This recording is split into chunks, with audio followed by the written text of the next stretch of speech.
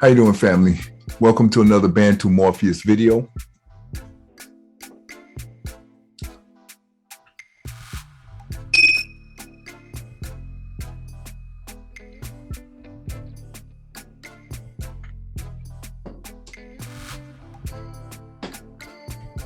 Okay, I'm going to pick it up here. I'm going to start talking with you about,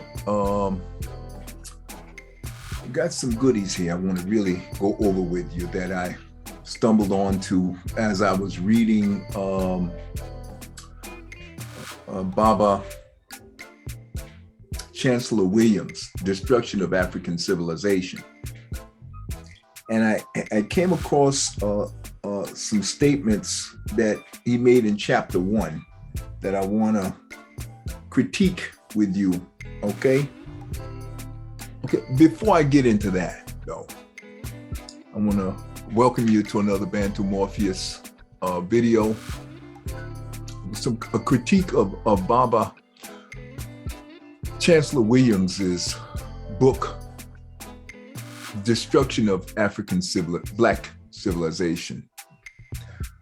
And I was reading it today, and I came across a few parts in there that I thought were a little,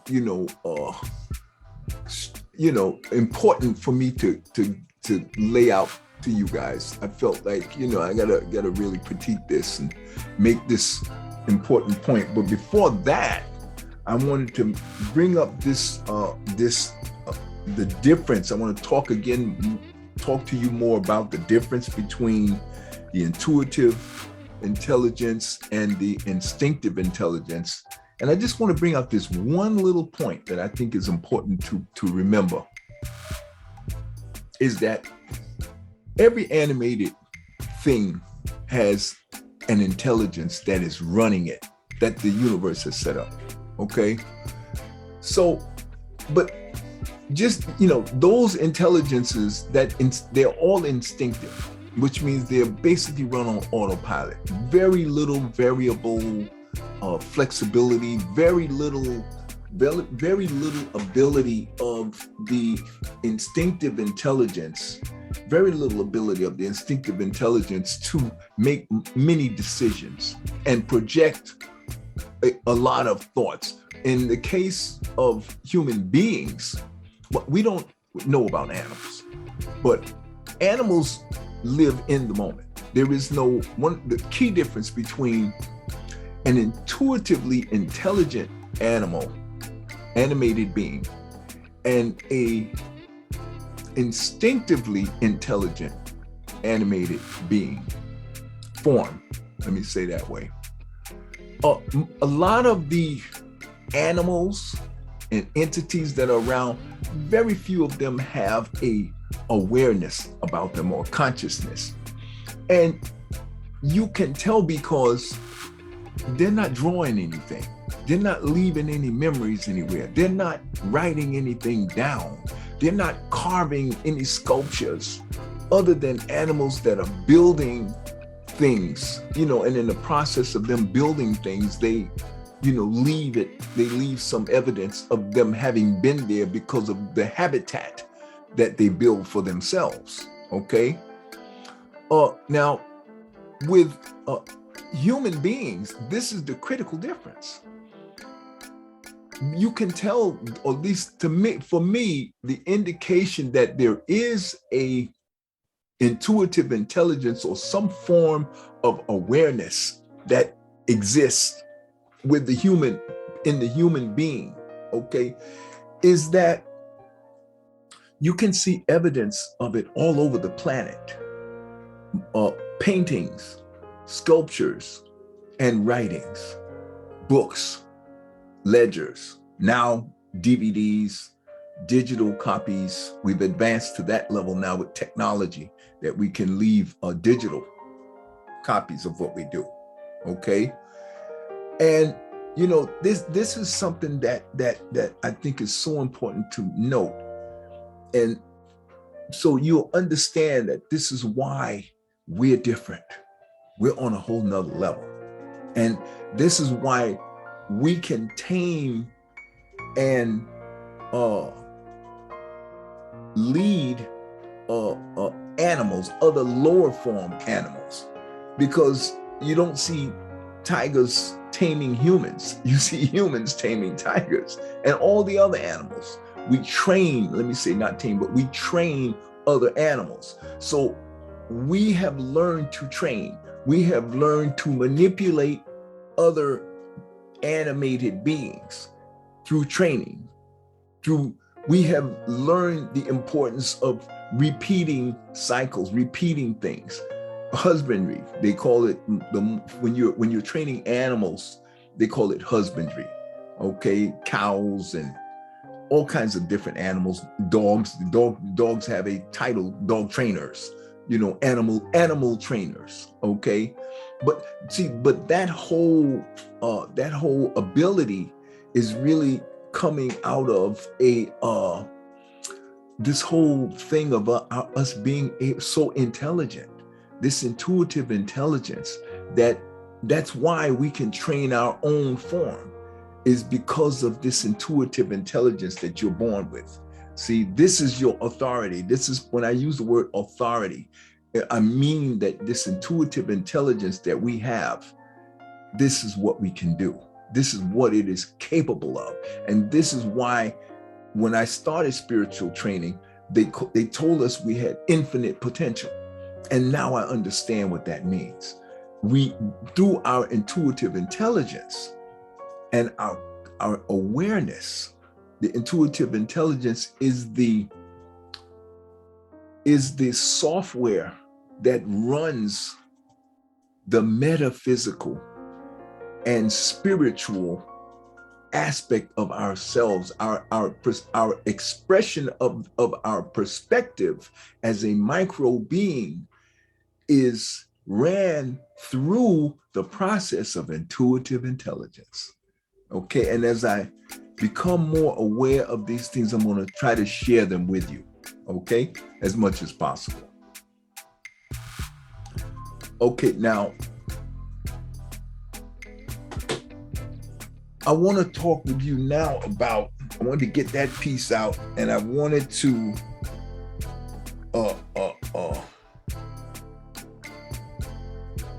and I want to talk to you about the instinctive intelligence. And this is why I want to bring out the point to you that the instinctive intelligence, why the instinctive intelligence is so, it's just so, it's really not that sharp. Okay, the instinctive intelligence really has a lot of work to do, and it has to be trained. It is incapable of managing itself. It is incapable of that, cannot do that.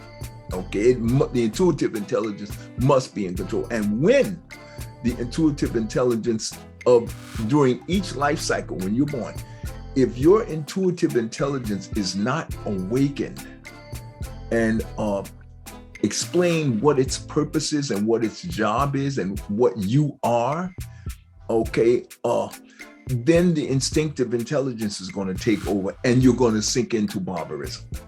And anybody can become a barbarian, which is a lower level of humanity. That's really what a barbarian is. It's someone that has sunk down to the lower levels where you can become a cannibal. You can become basically a cannibal. The term werewolf, vampire, all these things, these are still levels of cannibalism. They all come under the heading of cannibals, okay? And I was reading in, I was very fascinated by this. I'm reading in Chancellor Williams's book, and he talks about how even the Africans, after they were, the barbarians came down out of the ice, mutated Africans came down out of the ice experience and began to pursue, capture, corral, hunt, and disrupt everywhere they went. They just disrupted everything. And the realization came to me that the reason this happens is because, and I touched on this in my last 3 or 4 movies. This is the difference between dominant and recessive, okay? You can see genetic dominance is totally different from physical dominance. Genetic dominance is just automatic. It's just being out in the sun, being the first form that was created. Then you're going to be the dominant one because you're the first one. But remember what I said about the overriding, overarching driving force that the universe has set up, that is what the universe wants to happen. And that is evolution. That is change. That's why I believe the Ice Age happened. It's just an organic part of the evolutionary process. When things start getting too stale and stop changing, it triggers like this is my analysis based on what I've been observing with all of my reading and research and everything. I've seen this, and one thing I'm very good at is patterns. I can detect patterns. I'm very good at detecting patterns, and I draw certain conclusions based on what I see. But whether they're right or wrong, what I'm doing in this video, and that's why this is edutainment. This is not financial advice or anything like that, or any kind of advice in terms of telling you what actually to do. I don't want you to go out and start starting any groups where you're going to be, if you want to, you do that anyway, but it's not because I'm telling you. It's just because it's just your common sense is going to tell you that's what you need to do to survive, because everything is basically hinged on or predicated on our desire to survive. Okay. Another thing I want to point out here about this whole dynamic of evolution, I'm seeing patterns of evolution based on the teachings and the things I've said to you in the past. And now this is real-time live happening right in front of us. And I'm going back to this Ice Age and the creation of their Bible and the creation of all of these television. These are nothing but extensions of the next gen, or these mutated Africans are the new Africans. These are the ones. That's why they're so prolific, and that's why they impact everything. And this makes me stop a minute and give you some more context. Since we are creatures of our environment, anything that comes into our environment that is disruptive, whether it's positive or negative, it's going to have an impact on us. It's going to disrupt and change our everything about the way we have been living in the past. And it's going to change. And that's what the universe wants. So that's why I say to you, yes, these mutated Africans, and I get very passionate and frustrated and what's the word? Enthusiastic when I talk about what they have done. And this is my form speaking, okay? As a African here, a descendant of the enslaved Africans that were brought here to America. That's the perspective I'm talking from. I'm not talking from my intuitive micro being. Well, I'm always talking through that. That's what's propelling everything. But the outer, when I talk to you about history and the evolution of the human form and the mutated Africans, I'm speaking from a form perspective, okay? And it's fascinating. It's fascinating how these forms, even though it seems barbaric and heinous and evil, it's actually a good thing that this whole thing happened with the Ice Age, because evidently the cultures, the level of civilization that we created, it was phenomenal. But we needed to go to another level. So what happens is the universe will trigger something cataclysmic. Like I said, the rubber band effect. When things get too stale and too still, the universe will pull that rubber band and get it moving again because it wants to have change going on. And that's what happened with the Ice Age. In other words, during the Ice Age, there were a few 100,000 of us, maybe as many as a million, got caught in the Ice Age. Well, back then there wasn't a lot of people, so I doubt if it was more than a few hundred, maybe a few thousand. They got caught in the Ice Age and went down, in the caves and struggled to learn to survive. But you got to remember, the filtering process that builds strength is challenge, right? So if you go into an environment that is overwhelmingly challenging, that environment is going to create the type of human forms that's going to be overwhelmingly strong, much stronger than the ones that are sitting out in the sun that are not being challenged. See, when you're not being challenged, you're not going to get stronger. It's not in the human nature to just get stronger and spontaneously. The human forms do not spontaneously get stronger. They have to be forced.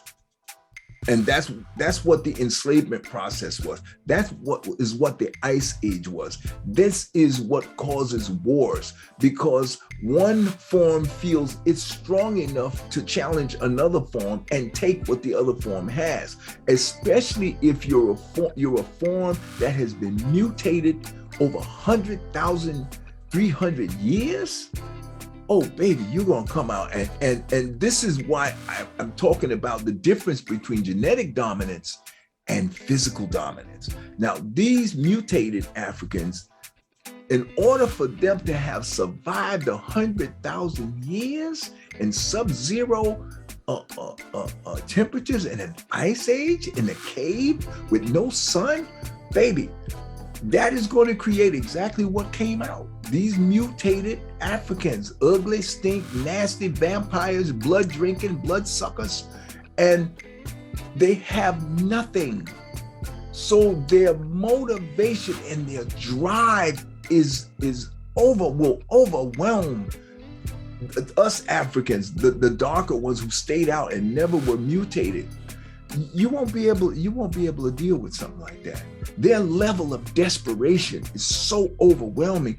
We can't even, like I said, we can't even get our heads around that because we've been out here in the sun. We have everything. We don't even know what the hell is driving these people. Listen, what's your problem? Don't you see all this stuff out here? Why are you going nuts? All you gotta do is focus on getting your own. But see, they came out of an environment of kill and be killed, kill or be killed, the brute, raw, dumb survival.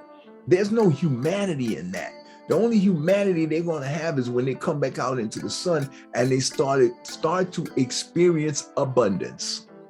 Okay, in the ice cave environment, they're facing annihilation, extinction.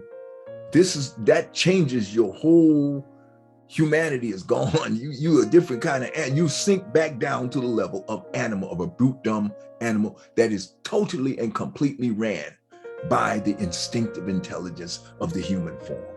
I wanted to give you that context and articulate, and this explains why the Africans, wherever these mutated Africans came in contact with normal people who have been out in the sun for that 100,000, 100,000, 300 years that they were in the caves becoming these vampires, ghouls, and whatnot. But see, I'm reading Chancellor Williams' book, and he's talking about the fact that the Africans that were out here, whose lands were now taken by these and challenged by these mutates who had nothing. The Africans that were out here, they have no defense for something like that. They've never seen anything like that. So they can be dislodged from their lands and they can become nomads. And they can actually become barbarians. They can go back, because once you lose your culture, once you lose your ability to find food, to make food for yourself, shelter for you, and you're constantly on the run, your humanity is going to drop down. So what is that telling you?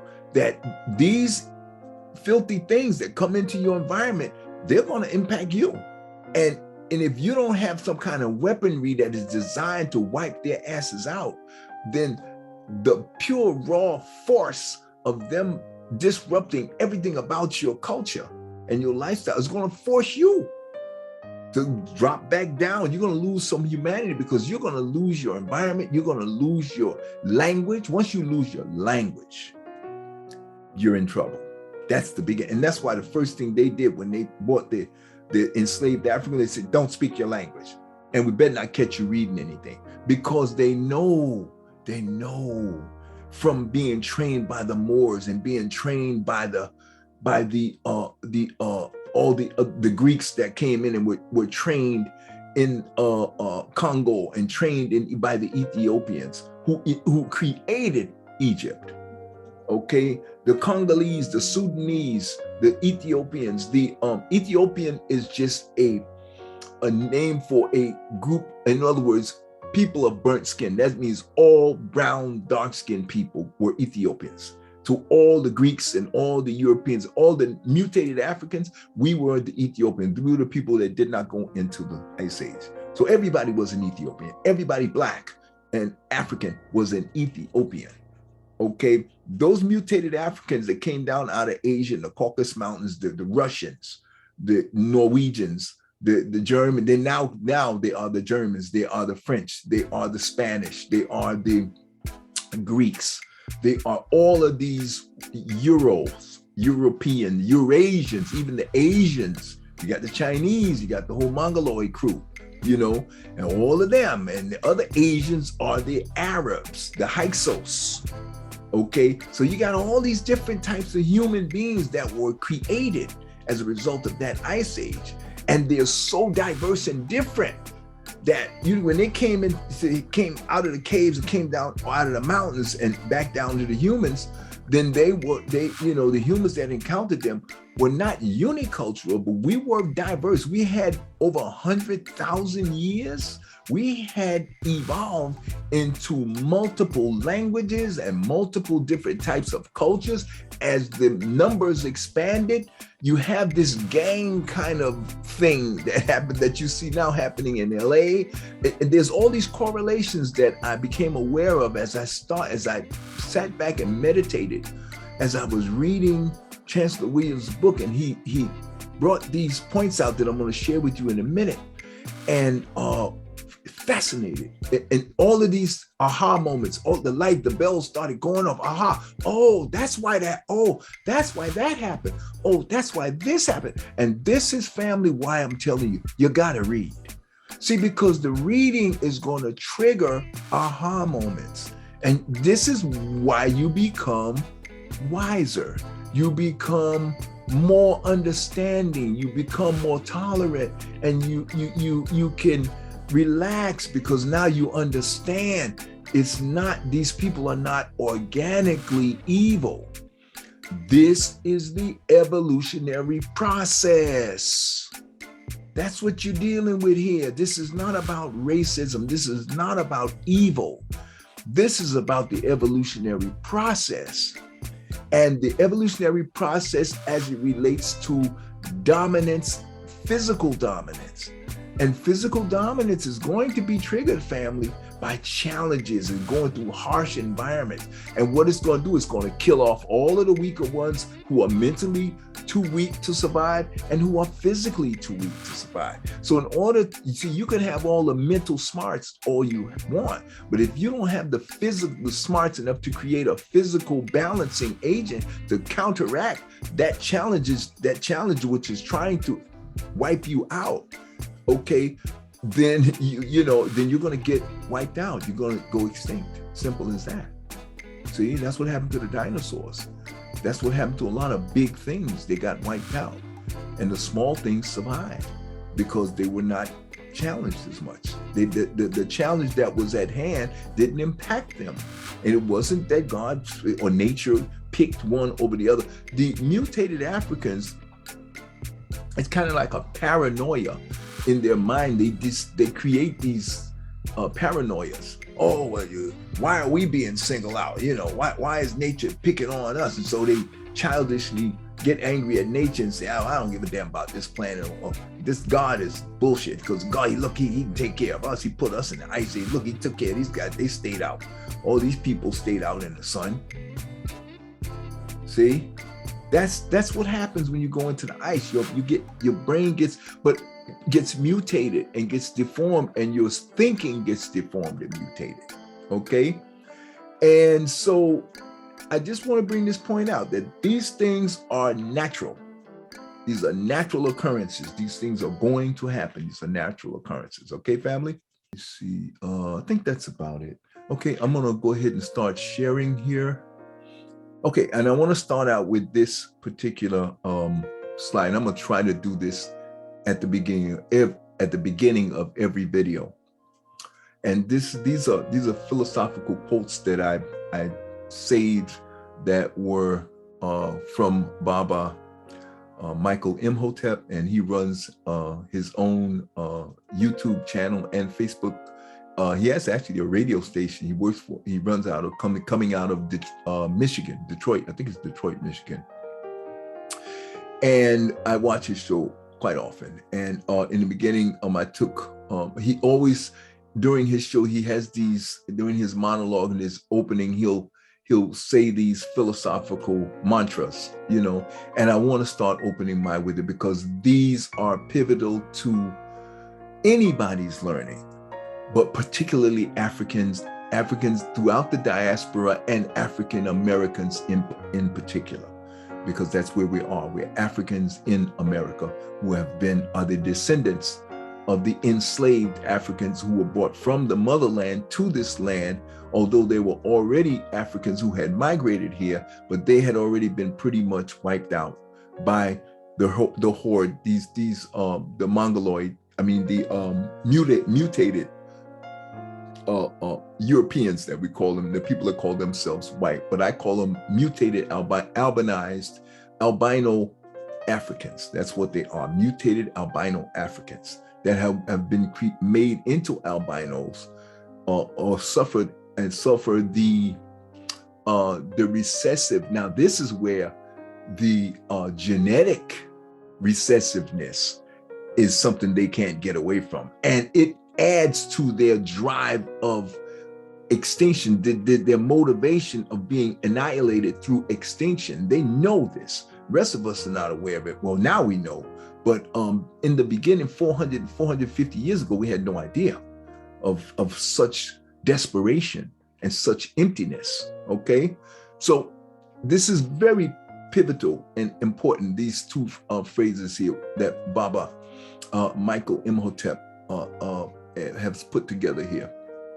And he says, when you control the radius of a person's thoughts, you can control the circumference of their actions, which means if I can control your thinking, I can control what you do. Okay. And because this is true, and this is a fact, because you have a mind, that mind space I talked about, and it can be influenced by external or what we call what's his name? And L. Ron Hubbard calls it what does he call it? These are external things that trigger reactive thoughts. So the mind is susceptible to thoughts that will be triggered by the instinctive intelligence of the human form, and they will manifest as reactive thoughts, automatic thoughts that the human form is going to put out into the mind space as a reaction to some action in the environment that's coming through the five senses, okay? And these reactive thoughts come into the mind space, and anything that repeats, the subconscious, you're subconsciously going to grab a hold to it and make it manifest, okay? Just because it repeated. And if we're not educated about this process, we can't counter it. And that's what I'm doing. I'm making you aware of this process and of these elements of the human form and the human mind. and how they work. And the more you learn how they work, the more you can take back control and manipulate them. Okay, so what they have done is they have created a whole matrix of thoughts that they have written down and recorded, that has been recorded for the last 2020 years. We're in 2022. So we're into the 21st century, right? Because this is the 20th.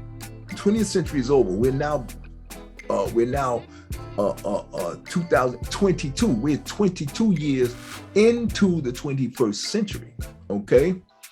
And so here it says, because the mind cannot do, meaning it cannot think or teach what it does not know or it has not experienced. So as you gain knowledge, now you can pass that on to others, and that's called teaching, okay? And your thinking is going to be impacted by the knowledge that you're going to receive, and the thinking is going to be triggered and controlled by the quality of the knowledge that you receive, and whether it makes sense to you, how it impacts your sense of logic and reason. Okay, now this is where philosophical, this is why it's philosophy, that's why it's psychology. Okay, all of that relates to the brain and the mind and the way the mind works and how it triggers reactions.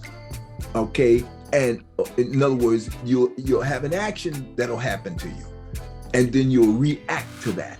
Okay, that's why we call these reactive thoughts, because they're triggered by some action or some knowledge or some wisdom, and it's going to give you an aha moment, and then you're going to you're going to react in a way that will either be positive or knee-jerk. It could be knee-jerk where you don't really get to think it through, and you just react out of just pure self-defense. Okay, and those are usually quick, fast, and not deep at all, and those are reactive thoughts. And that's what martial arts teaches. It teaches you not to react and think before you act, okay? And so that's what they're talking about here, because the mind cannot do or think or teach what it does not know, okay? And this is what the mutates. And right now, if you're in America, you have been subject and a victim of the education system, where they have totally taken control over your mind. And the Bible is the #1 weapon that they have used first. Even most children get introduced to the Bible before they even get introduced to going to school and being educated.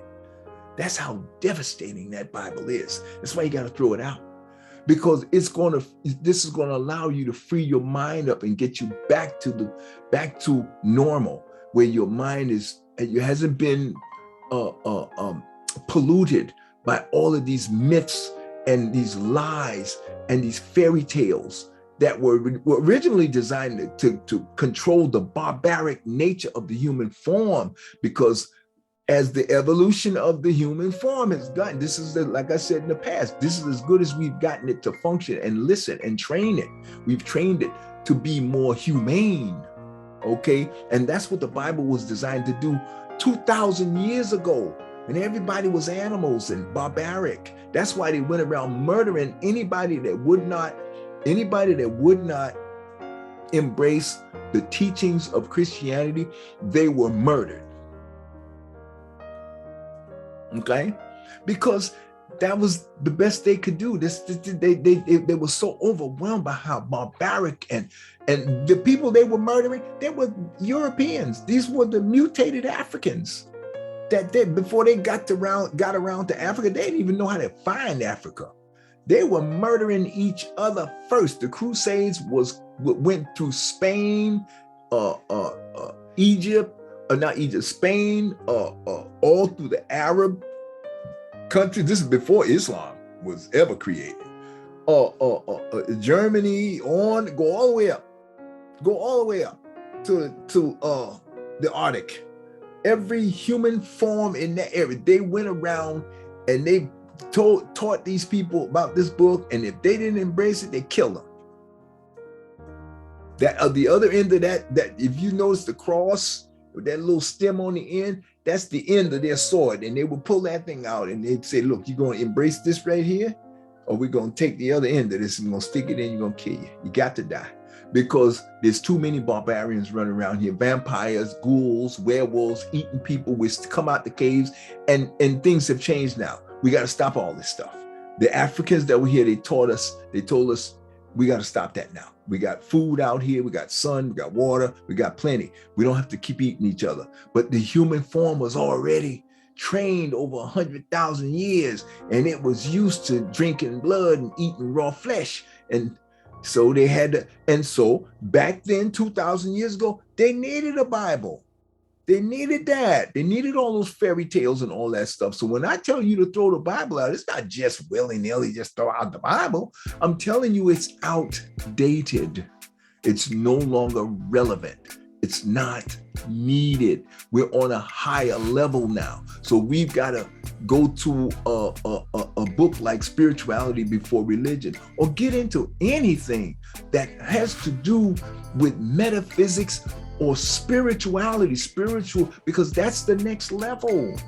That's the next level in intelligence and awareness. This is the perfect micro being trying to express itself and control, get this human form to comply. So to bring, because the human form is the micro being is up here with perfection.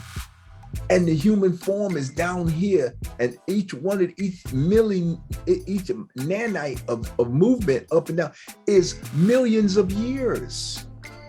See, we got to do millions of years of reincarnations just to get this. We've done it just to get it to right here. This is where we are. The micro being is up here, perfection, and it's trying to get this thing here to be as good as it is, so we can start talking to each other without you. We don't need this mouth, because we're so powerful that we can just project our thoughts to you through, they call it telepathy, a communication path, telepathy. Okay, telekinesis. Kinesis is using your mind to move objects. Okay, that's the difference between those two.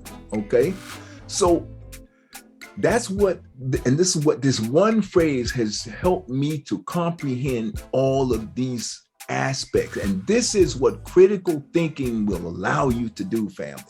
You can take a remarkable, informative, philosophical statement that Baba Michael Imhotep has given us here, okay? And you can, if you use your critical thinking skills, you can break it down and you can say, aha, okay, now I know how to take that and use it to improve my life and the life of my children, and take time to explain that to them. But look at, in order for you to be able to do that, you can't be bogged down in biblical terminology and trying to figure out something that was written for 2,000 years ago that is no longer relevant. You can't be wasting your time watching and living vicariously instead of living in the real world. When you're watching television, you're living in a virtual world.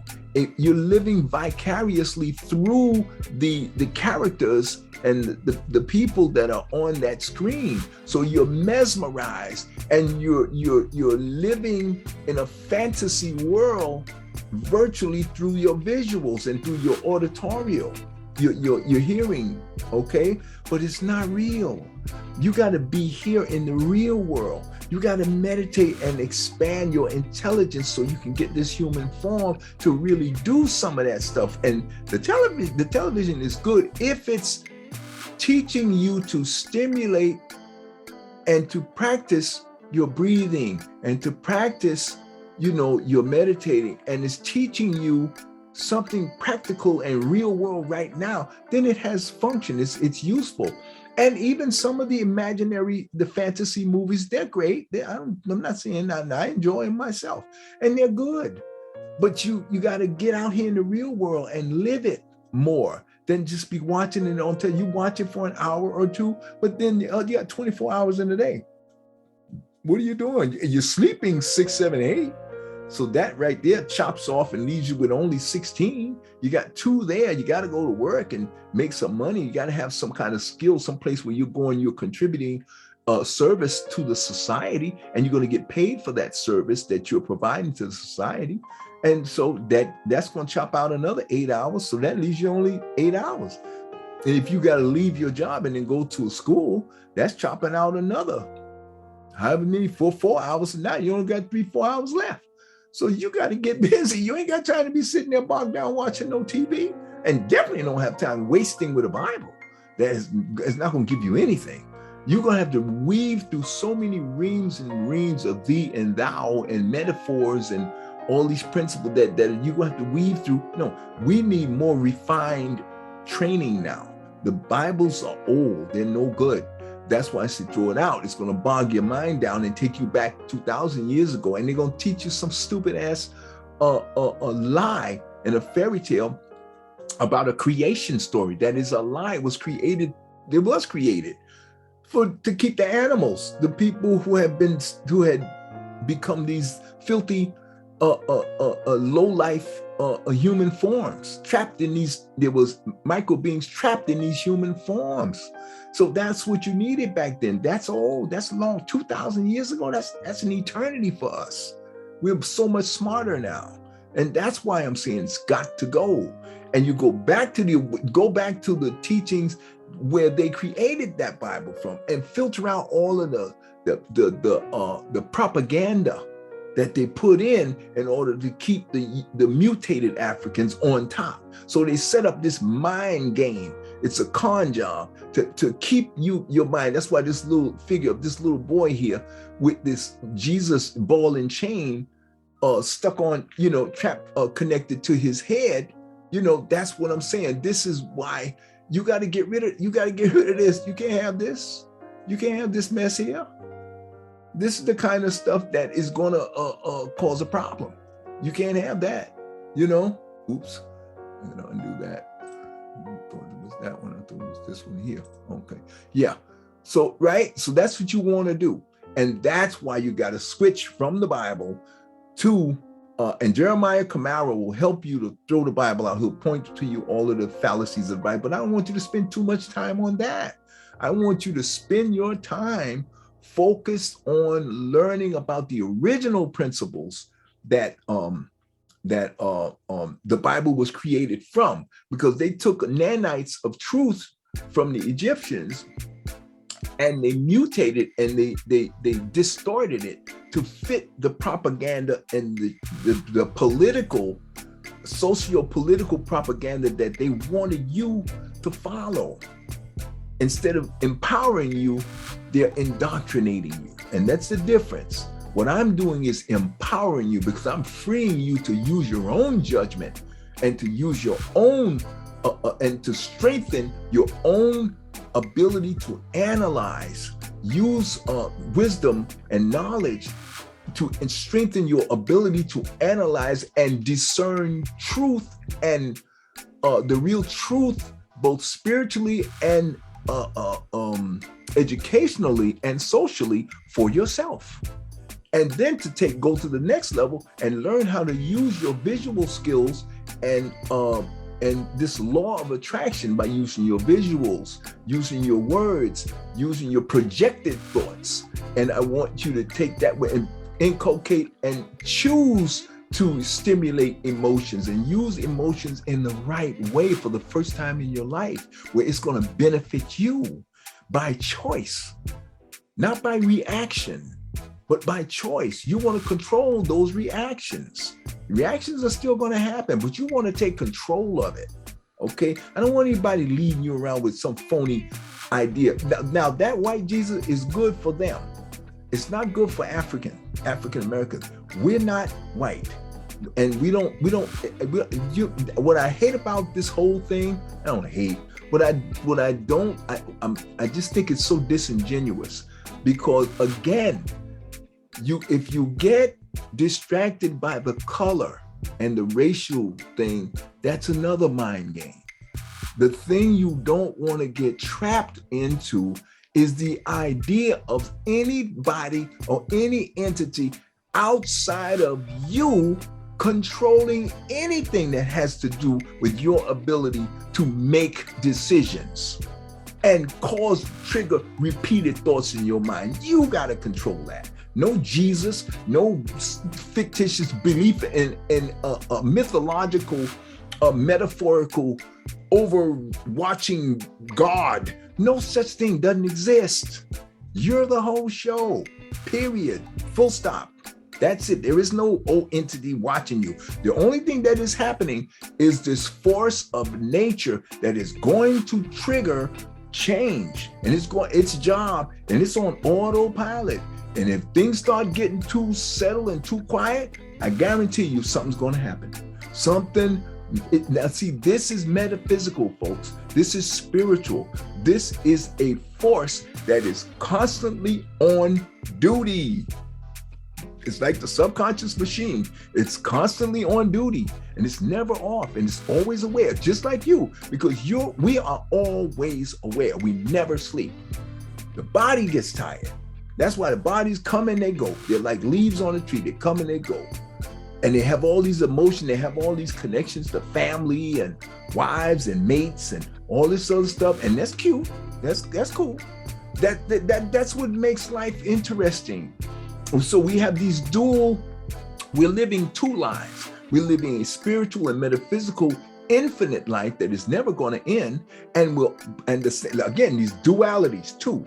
And then we're living a temporary, finite, emotional, just really deep, very beautiful physical life. It's very beautiful. It depends on how you think about it. To me, it's very beautiful. Even with all of this, see, because I'm spiritually aware and awakened now, so I can look past all of the stuff that was organically happened and stuff that was crimes that were committed on purpose to psychologically con you and convince you into allowing these people to use your decisions and your judgments to control what you will think, how you will think, when you will think. Nobody's supposed to have that but you. Period. No Bible, no Jesus, nobody's supposed to have that. That is a very powerful force to have. And no, we ain't going for that, okay? But outside of that, the beauty of the world, the fascination with what has happened, how we got to where we are, it's beautiful. It really is beautiful. If you look at it from the perspective of an infinite being that will never die, everything now becomes less sinister and more beautiful because you're never going to die. So it's just really, you're just watching a show. You're having these temporary feelings and these emotions, they're temporary. As soon as this vehicle is gone, you're out of it. You know how you'll know? We go have an operation. If you take an operation and all you're gonna do is go to sleep and wake back up. Now, unless the anesthesiologist just screws up bad, you could wake up in the middle of the operation. You still won't be able to move, but you're picking up all the senses. That has happened to me. You're picking up the pain. You're picking up everything, but you can't wake up. So that's anesthesia allows the surgeons to disconnect you, the spiritual being who really doesn't have any feelings. We don't have feelings as a micro being. The body has feelings. That's why what's his name? Keanu Reeves in the movie, if you watch the movie, The Day the Earth Stood Still, and he came into human form. He had sampled a person's body and they created a clone, and he came into that clone in order to be able to walk around. And that was a symbolic, metaphorical movie telling you, and this is where I picked that, and I learned this from watching that movie. I said, oh wow. And he said, my body feels pain. I don't feel. He said, no, my body feels pain. My body experiences thirst. And that was an aha moment for me. Wow. You can't get any clearer than that. And that's the way you have to educate people nowadays in these movies. But if you're not critically thinking, you'll miss the whole thing. All right. But the message was there. Okay. So let's go on. Okay. And again, the mind cannot do or think or teach what it does not know, particularly about itself and others. And that's what I'm doing for you in these movies. And I love this next one. Now, this is speaking directly to the brainwashing of the Bible and the education system that we have. It's good because if you step out of it, then you can see that what it is.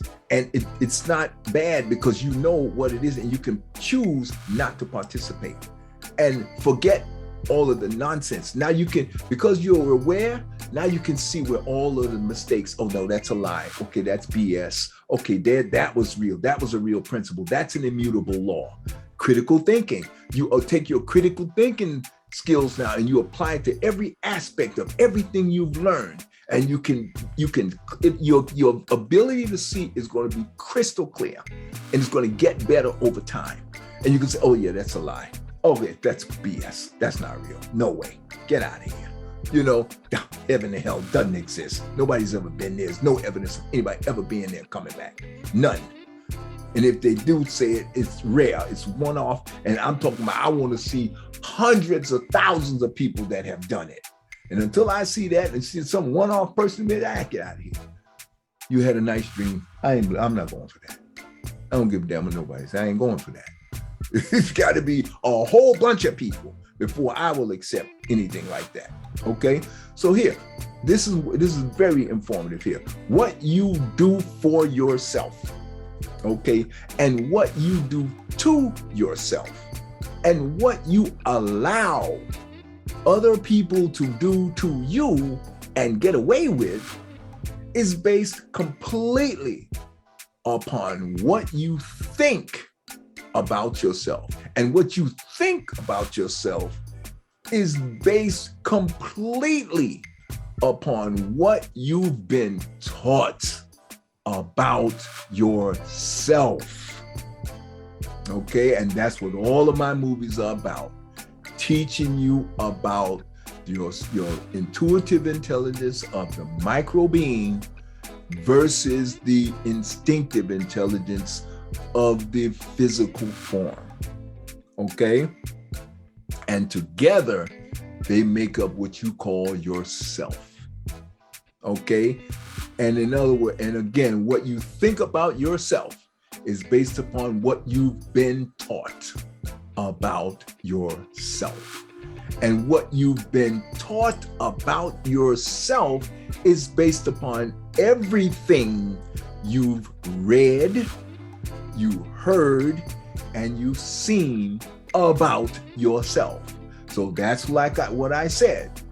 I'm taking, this is the paradigm shift. I'm taking all of the control away from Jesus, a fake Jesus, a mythological Jesus, a mythological God, a mythological heaven, a mythological hell, a mythological apocalyptic end of the world. Those 5 lies that were put in place to control the barbaric human form that was widespread across the planet back in 2022 years ago. Okay? That's the way it was, and that's why it was created. Those lies are no longer needed, and they have no evidence of ever having been true. Okay? And so that's why we're going to throw those things out, and let's get into the real deal by reading Baba Kaba Kameni's book, as well as a lot of the books on the list that I have shown you here. Okay. Okay. Now I'm going to move on. I wanted to give you that first, and then this is the book list that we're going to focus on. You can screenshot that if you want to. I want you to be able to see this book list and these books. And again, I'm basically going to be talking to you about this book here, This is Chancellor Williams. This is what I'm gonna be quoting this book today. Chancellor Williams' Destruction of Black Civilization. Okay.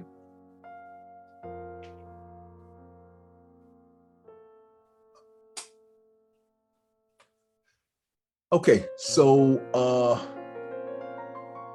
I want to move on here. The next slide I want to talk with you about is, again, I'm going to be kind of couching all of my analysis here is based on these erroneous statements by their founding fathers, not ours. This is the mutated Africans' founding fathers, not ours. We are not Americans. We are Americans in the sense that we pay taxes and we are due equal access to protection under the law because we pay taxes. You can have people that come here from all parts of the world, and because they pay taxes, they are allowed to get equal protection under the law and equal access to all the opportunities.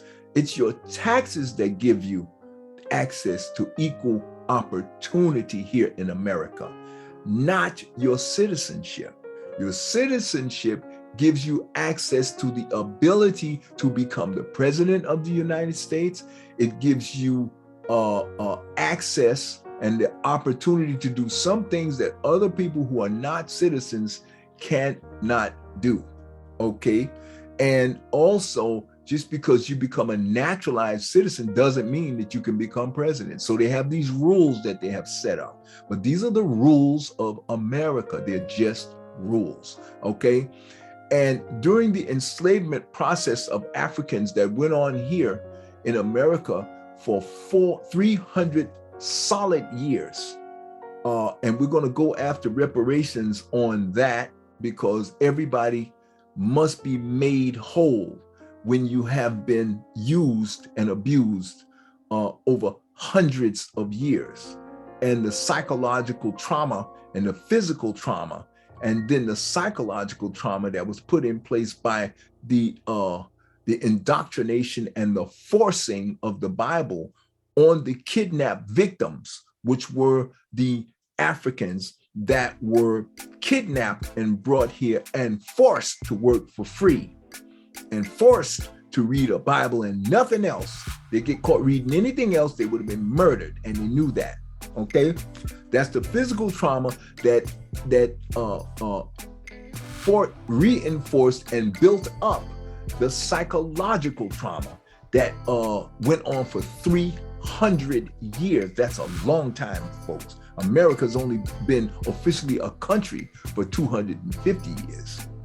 Okay, and after that 300 years was over in 1865, we still had another 100 years, and now 150 years, 100 years of Jim Crow, which was more psychological, and no, that was physical. If you didn't comply with these psychological rules that were set in place to keep you from ever being equal, even though we had to pay taxes like everybody else, but we didn't get equal treatment under the law. We could not. We were redlined. We couldn't live in certain places. We were segregated. We had no access to equal schools. We had no equal access to a lot of things. And even now, to this very day, we still don't have equal protection under the law, because a lot of the law enforcement agents are still living with a mental deranged belief of a supremacy of one group over another based solely on the color of their skin. And until that is weeded out, and then the Africans are repaired through reparations, and those reparations are going to come both from the United States government, from the French government, and from the World Bank. They're all going to have to repair or make whole the Africans who were worked for free for 300 solid years and then treated and held down and denied equal access to opportunity that all the others were able to get. And so therefore, all the other white people in America have 450 years of preferential advantage, and they were allowed to get ahead of us. And we have to be made whole and repair the damage to my children and my ancestors and us, the psychological and the physical damage by redlining and denying us access. To this day, we don't get equal payment for our property that we own solely for the color of our skin. Until that is ended and validated, we don't just tell us it's over. Bullshit. You got to verify. We trust you after we verify that you really have done it widespread. And until that happens, it's still in effect. And we're coming after you for that. We're never, ever gonna let that go. You know how we learned, where we learned that? From you, white folks. We learned that from them. Because look what the French did to the Haitians. We're gonna have to get them back. We gotta get even for that. Nobody gets a free ride around here on this planet. You got to pay, and you set these rules up. And so if you didn't want to follow the rules, and goddamn it, you should have never set them up, because we damn sure gonna make you pay for what you did. They ain't gonna be. We're not gonna give up on that. Okay, so this filthy bastard here, this is Thomas Jefferson. He was the third president of this filthy ass country that they call America, and it is filthy. Now I'm talking purely from my form. This ain't no righteous. Ain't gonna be none of that. This is about payback. This is about reparation. This is about making us whole. And it's also about you stopping this bullshit. These lying to our children and tell us these forefathers were such nice guys. They were fucking animals. Excuse my French. They were filthy animals, okay? And they abused and they took total and complete advantage, and they traumatized my ancestors. And this bastard is going to sit here and try to assassinate the character of my ancestors. I'm not going to allow that. I'm coming at him with all force, both barrels. No nice. This ain't nice. They weren't nice. I'm not going to be nice when I'm cleaning this shit up. It's not time to be nice. This is time to kick ass and get paid. Okay? So I wanted to give you this because I want to deal with this, because I want to go on, and I talked about this and all these filthy things. He said, I'm not even gonna bother wasting your time reading this crap, because this is him projecting the filth that he has experienced. And again, what I will mention that I mentioned in the last movie, you got to remember, Thomas Jefferson, Benjamin Franklin, and all them other jive-ass forefathers, they were the worst filthy bastards that Europe wanted to get the hell rid of. They wanted to get them out, so they sent as a punishment, they sent them to America. And they were angry, and because they were angry, they didn't want to be here. They had to come here. And that's why they took it out on the African slaves that they enslaved. Okay? They were jealous because they looked better than they did. And that's why they were raping them, because they looked so damn bad. Nobody would ever want to voluntarily get in bed with one of them. Okay, not unless you just out of your mind. Okay, so that's why they treated Africans the way they did. And we are Africans. Stop all this African American shit. You can say that if you want to, but you're an African. And you don't have to say that's because you're scared you ain't gonna get your rights. No, you're gonna get your rights because you pay your goddamn taxes. And we're gonna get reparations because of what they did to our ancestors. And changing your name ain't got nothing to do with that. What we're dealing with here is putting our foot up their asses for what they did. That's what this is all about, pure and simple. And you ain't got to be scared. This ain't no time to be scared. This is time to get your foot out and get ready to put it up their behinds until they do the right thing by us and make us whole. That's what this is about. And that's why I'm educating people. We're going to get this right. Okay, we're going to get this right. And so this is what Chancellor Williams brought up. These are some of the things he talked about. And I looked at this and I said, wow, this is fascinating. Look at this. He says here that small chiefdoms okay, sprang up everywhere. This is as a result of the Africans running from the mutated Africans, running from the barbarians, running from these filthy Europeans and the Hyksos and the Asians. So we were being attacked by our own people inside Africa, just organically that happens. Then we were being attacked by the Hyksos, which became what we call the Arabs, okay? Then we were being attacked now by the Germans and the Romans and the Spanish and all the Europeans, all of them, okay? And what happened here, we were running, so as a result of the running, this is what happened. Africans started fragmenting into gangs.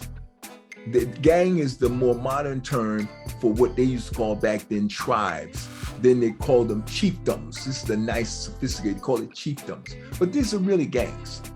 And it was small groups. If you look at what they say here, small chiefdoms sprang up everywhere, often no more than a village of 1 or 200.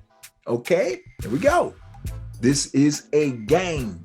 It's nothing but a gang. In New York right now, most of these gangs, 1 or 200 members in the gangs. In LA, New York, when they came over here, see, folk came up with all this gang, this urban gang thing. Folks, that's normal. That's why I tell people, don't get all bent out of shape. You got to put everything in context. Gangs is a normal evolutionary reaction to trauma, to being attacked, to lack of education, lack of wealth, lack of resources, lack of opportunity to provide for yourself and your family. You will drift down into, and they know this, they're doing this on purpose because they want to create a criminal justice system, and they want to create a jail system, and they want to create a reform system, and they all work in these systems, and so they're living off of your misery. So the solution for that, brothers and sisters in the gangs out there on the street, don't get caught into the system. Go legit, make your money, and then shift over into some legitimate business. Use the gang, use the drug dealing, use all those things to shift over into a legitimate business. This is the solution for us, urban, okay, African Americans, and even poor whites that are going through. And see, but the poor whites, they, good luck, they not 9 out of 10, they're not gonna be able to come out of it because they're junkies. They're hooked on preferential treatment and entitlement that comes with white supremacy. That's why they fight so hard for it. That's what January 6th was all about. They're fighting for their supremacy that doesn't exist. It's just a con job. So you're dealing with these nesting dolls. You got a con job for the Africans and a con job for the dumb, brute whites, and they call them the white trash, the ones who they just can't do nothing with. Most of them are retarded and mentally ill. And you put the white supremacy on top of it, and what that does is that just exploits the mental illness that's already there by putting the white supremacy on it and tricking them into believing that they're better than somebody, and they're so desperate to be better because they've been told all their life you ain't shit. And so when you finally find somebody else, you can put yourself over so you can feel like you're something when you're really not shit. You're a dumbass, and the reason you're a dumbass is because you won't take the time to educate yourself. See, and a lot of African Americans are like that. They just lazy and they don't want to read. And they don't want to read because they've been trained from a child to watch a television and be read to and have everybody outside of them do everything for them. That's the same thing white supremacists are going, white people are going through. They're used to having a whole system doing everything for them, so they don't really have to work. And I told you what happens when you lay back and you don't work. You don't build strength. You don't build muscles. You don't get smarter. You don't build your own internal system that helps you to become stronger, smarter, better. And if you're not getting better, the only person you're really competing with in this life cycle is self, is this form vehicle. If you're not making this form vehicle comply and get better, and you buying into all of these con jobs and this white supremacy and all this stuff, you're wasting your time. And you're going to get a few little goodies, but you're going to be dumb as hell. And sooner or later, you're going to F up. And it's all going to come crumbling down because it's not real. It's not, if you're not controlling it, it's not real. If you're not controlling it, it's not going to serve you well. It's not. Okay? So that's what these chiefdoms were that were springing up all over Africa. And the point I want to make here is that it's normal. This is a part of the evolutionary process of the human form. And so you're going to have dominant forces, mutated forms that are going to chase down the more settled, the comfortable African. They're comfortable where they are. They didn't even bother to build up any kind of defensive forces because ain't nobody ever attacked them. So they weren't ready for when they saw these filthy mutated Africans coming out of the caves and attacking everything in sight. Oh, they weren't ready for that. So they scattered. And in the scattering, the language, they lost culture, they lost their rituals, they lost their customs. And most of the customs were outdated. And that's why I say, when you go back to your African culture, you gotta weed out all of the outdated stuff that got you in trouble in the first place. But see, if you don't know how you got in trouble through this kind of education, you're not going to see it. You're not going to be able to see where you need to make the adjustments. Okay. And that's what I'm doing for you here by applying critical thinking, first principle thinking. All right. Which is critical thinking skill, which has been out long before Elon Musk coined the phrase first principle, or the Europeans and the Greeks coined the phrase first principle. Critical thinking, Africans and African Americans have been doing this because we created the education system. We're the oldest forms on the planet. Common sense. It's not better than somebody else. It's better at being first. And because we were first, we're better at understanding these systems because our ancestors created these systems. And this is just pure archaeological fact. Okay, and I was reading here, and I'm going to point this out to you. You're going to see in here where they were talking about the European, the Western scientists, and how they found recently. There's an article here I wanted to show you. They found recently some evidence. They say evidence in China where humans were functioning in China 2 million years ago. Now they say, oh, this is the oldest that we've ever found. And then critical thinking made me say, oh, really? Oh, let me go read the article. So I want to see all this evidence that they have. So I read the article. I'm not going to put you through all that crap. I'll put it in the link in the thing here. I'll link it so you can go see the article for yourself. At the end of the day, if you get way down in the bottom of the article, family, they're going to say, oh, by the way, and I love these, oh, by the way statements mean, oh yeah, after all the shit we just claimed in the beginning, it's not really all that true. We really don't have the evidence to back up what we're saying. We're just saying a bunch of shit to make it sound like the Chinese were the ones that were, oh yeah, the Chinese, they did it. Those mutated ones that came out of the ice first. Mutated, Mongoloid, from birth defects, Mongoloid, Chinese, bunch of them. Okay, now we're not better. We were just first. They're recessive. They came out. If you Asian mate with an African, you might have some Mongoloid eyes for a while. But if you mate with another African, the Mongoloid eye is going to disappear because they're recessive. Bottom line, you can't get around that. This is organic to the form. This is science, family. This is genetics. You can't get around genetics. It's natural science, organic to the form. Okay, but at the end of that article, they're gonna say, oh, by the way, we never found any bones. We didn't have any DNA to really validate this 2,100,000 year claim that the Asians.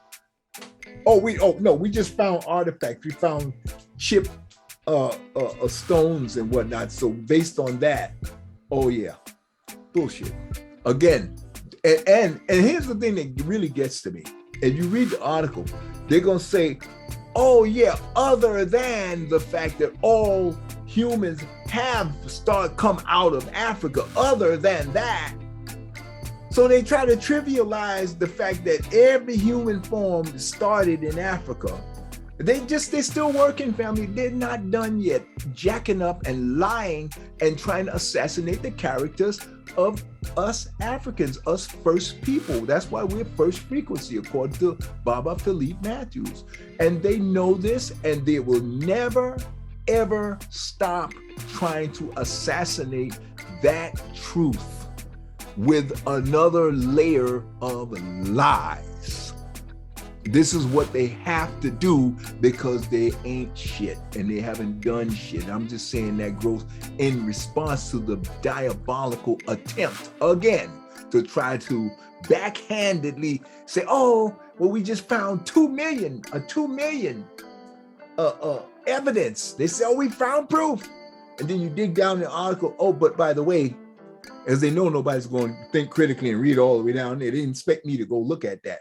And I saw that and said, oh, so you're telling me you never found any bones? You mean you don't have any DNA?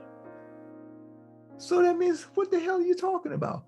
Some more chip knife Clovis stones that would look like they were serrated. I don't give a damn how much detail on this archaeological evidence. This is not anthropological. Anthropological means you found a body with bones and marrow and teeth.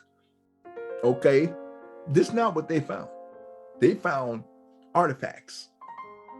Okay, and the fact that you should see the heading. I'm gonna link it in the thing. Just watch the heading. Again, this is a backhanded way to try to get around the fact that they haven't done shit. And when they came out, they saw the Sphinx and they saw the monumental stonework that the Africans all over the planet had created, and they were now extinct. But the evidence of the artwork, that's why when I started out, family, I told you the difference between the intuitive intelligence and the instinctive animals. All animals have instinctive intelligence, but intuitive intelligence is evidenced in what you leave behind: your artwork, your sculpting work, your architecture, the artifacts that they find that from where you were living, and they have to dig underground. Why? Because there were all kinds of floods and tectonic events that wiped you out, but it can't wipe out the sculptures. And that's the intuitive intelligence, so smart, because it already knows everything. So it's trickling out these little, it's okay, hey, do this. And it knows you're leaving evidence. They'll never be able to deny this shit. You know, it's beautiful. I love it. And you can see it with your own eyes when you apply critical thinking and you look and you see, you say, wow, they sculpted the Sphinx. Look how long. And that thing's been around for how long? The winds have been blowing on, the sand's been blowing on, rain's been blowing on, everything's been earthquakes and everything. And that thing is so big, it's still there because they carved it out of a mountain. They didn't carry it over there. The mountain was already there and they chipped the mountain around to make it look like that. That's why these stupid ass Europeans, they can't figure it out. But I already know it because I am these people. My form is the ancestral, these are my ancestors. I am a descendant of the people who created that stuff. And at that time, there was no such thing as an Asian, a European, a mutated African. There was no such thing. Didn't exist. That ice age had not happened. When the Sphinx was created, And the pyramids, even the pyramids, they didn't crawl out of them caves. There was no such thing as a white person or a Hyksos or one of these brown people. Asians, forget about it. It didn't exist. When the pyramids, well, forget about it. And the ones in Africa were the best and the last of them. If you go all over the world, you go find pyramids. They had to build them, folks. They need to know, but they need to know the seasons. They need to know when to plant the crops. That's what pyramids are designed for. Stonehenge and all those were clocks. That's all they were clocks that they carved into stone so they can tell the time of the day and they can tell when the seasons were changing based on the angles of the shadows. This is not rocket science, family. If you look at things critically, you're going to see this. That's what it is. We don't need to play games with this anymore. Okay, let's go on.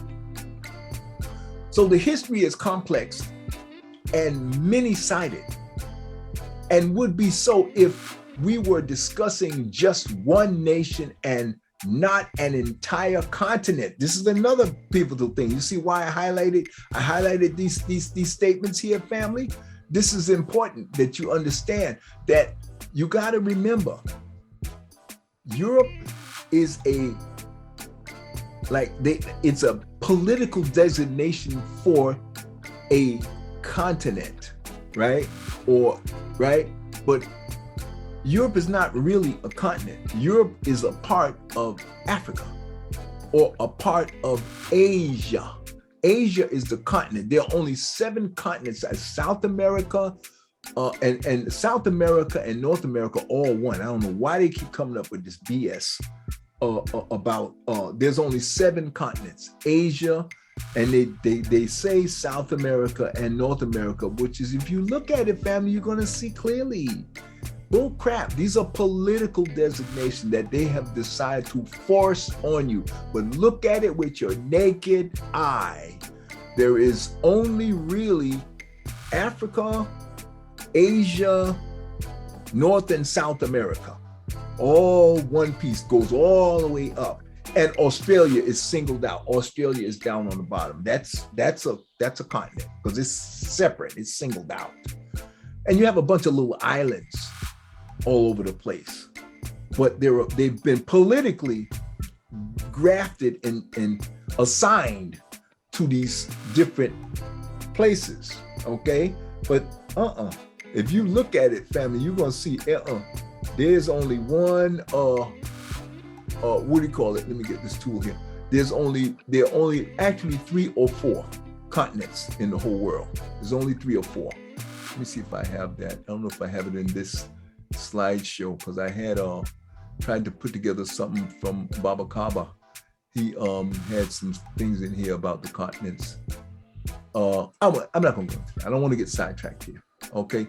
So this is where we were at with this, and I wanted to bring that one point out to you about the continents, and I want to draw this analysis for you also about the fact that you have to remember, when you're dealing with Africa and Africans, you're dealing with multiple countries in one continent that was being attacked by the other countries, not the continents, the other countries, which was Europeans, which they politically created a continent based on drawing some political lines, but geographically is not a continent.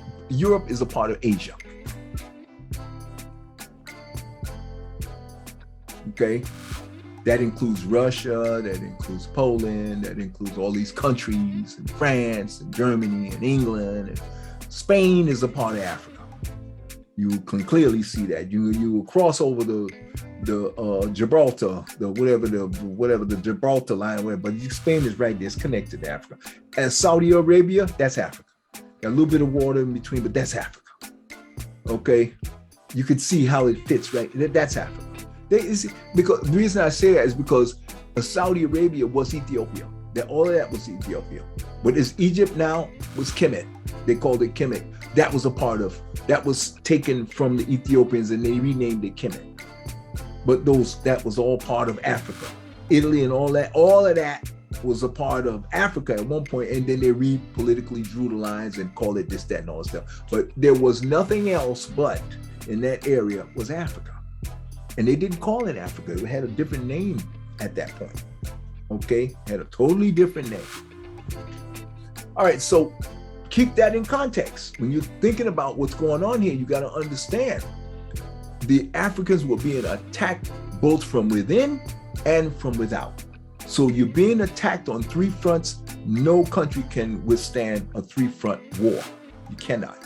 And that's still war college. You go to war college, they will teach you that. That's a fundamental basic You cannot fight a war on two different fronts, and much less three. Three is out of the question, okay? So the history is complex and many-sided, and would be so if we were discussing just one nation and not an entire continent. But that you're talking now from the perspective of the persons being attacked, not the attackers, okay? And okay, so now this is why our focus, and this is Chancellor Williams explaining how what we need to focus on in order to get this story corrected, okay? This is why our focus must be on the main lines of development, the African-wide aspects, and the unmistaken common origin and continent-wide sameness of basic institutions, which these universal aspects reflect. What are the institutions that he's talking about? Democracy, universities, education systems, okay? The other institutions, hospitals, places where you can go to be healed. They had a system of use of herbs and chemicals, utilization and manufacturing and housing and building and architecture, artwork. These are the institutions that he's talking about. Architecture, building of homes and stone architecture, which means buildings, structures, pyramids. If you go to Egypt, they have, and all over, not just Egypt. I want to move away from this Egypt thing because we fixate on that and we get rid of Luxor and what's the place? The place was I wrote the two names down. They'll come up. The names of what was the name? Not just Kush. It was Songhai. Okay, these were big cities where these buildings were built. The Ethiopians, Somalia, now the place is called Somalia, and the Congo. We got the Congo and all that, and Upper Egypt, which is south of where that was Ethiopia, and they had the what's the name of the Songhai, and what was it? Not Thebes. Thebes was later on, but these were big cities that were created and gone by the time Egypt came in, Kemet came into existence. Hundreds of thousands of years, thousands of hundreds, tens of thousands of years. These cities and these civilizations, the whole institution of a civilization was created by the Africans long before these mutates crawled out of the caves, including the Asians. They just got here. They just got here, folks, in the last 20, 30,000 years. We're talking about hundreds of thousands of years ago, the first Stone Age of the Africans, the Sphinx. And then another 50, 60, 100,000 years later, the other pyramids start showing up, these new refined ones with the pointy tops. Okay, they had step pyramids they could show you that are way older than these pointy ones that are in Kemet. Okay, so you got to give credit where credit is due, family, and that's what I'm here to do, is straighten all this mess out. Okay, and okay, so here we go. It said there were then different outcomes for different societies. See, some perished even to the last member from disease. Like I said, natural disasters, starvation, because of famine, because of plagues, because of germs, because of beetles, infection of bugs and things. All of these natural that were nature, that were just happening. They were just happening. And at the same time, they were being attacked by each other and taking advantage of these diseases that were happening and these attacks and these germs that were going around, attacking and wiping out whole groups of people. This is all happening at the same time, family. So you got to keep the context. So a lot of the reasons why the Hyksos and the other mutated Africans came in and were able to take the land from the Africans that were already there is because they were being attacked by natural disasters at the same time. Earthquakes, tectonic events, floods. All these things were happening at the same time, family. And I'm telling you this because I want to clean up this bull crap that these Europeans are pushing, saying that the Africans were weak and that's why we were able to take advantage of bullshit. You were able to take advantage of them because you didn't have shit. And you had guns and you learned how to kill and murder and maim. You were excellent at that, coming out of the caves, drinking blood and eating people. That's all you knew. So you were the most barbaric thing on the planet that didn't have nothing. And everywhere you went, everybody had abundance and they were chilling and relaxed and got lazy. And you were able to come right in and mow them down because they were not prepared for no war like what you were bringing, because you were the next generation of what I should say, negative force that's forcing them to get better and get stronger. And those that did not heed the lesson and change and reform and then survive, they were mowed down. Simple as that.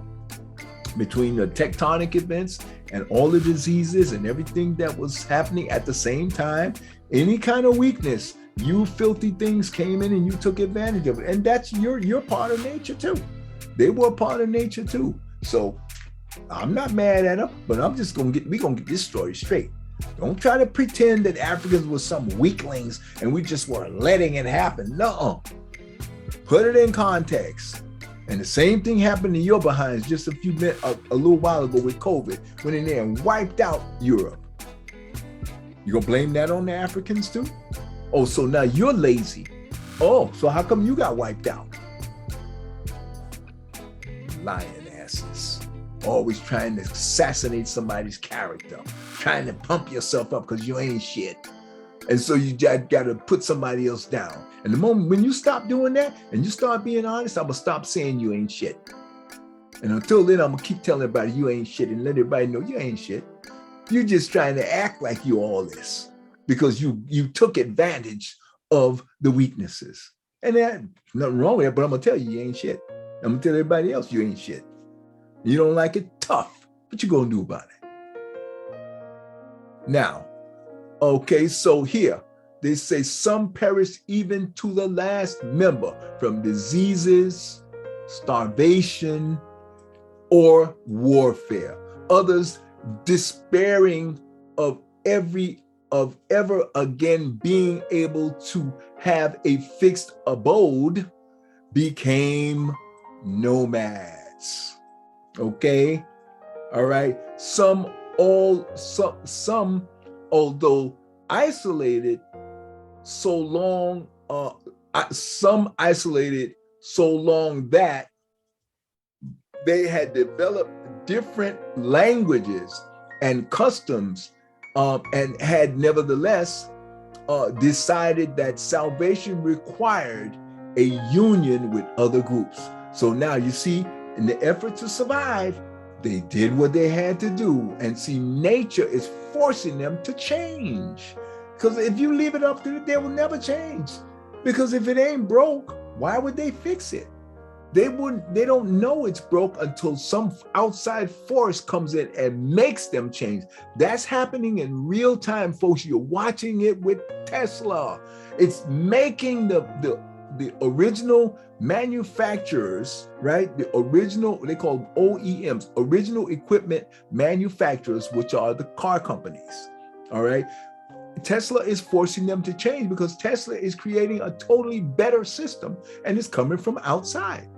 Tesla's not one of the originals. Tesla and Elon Musk is from South Africa, okay?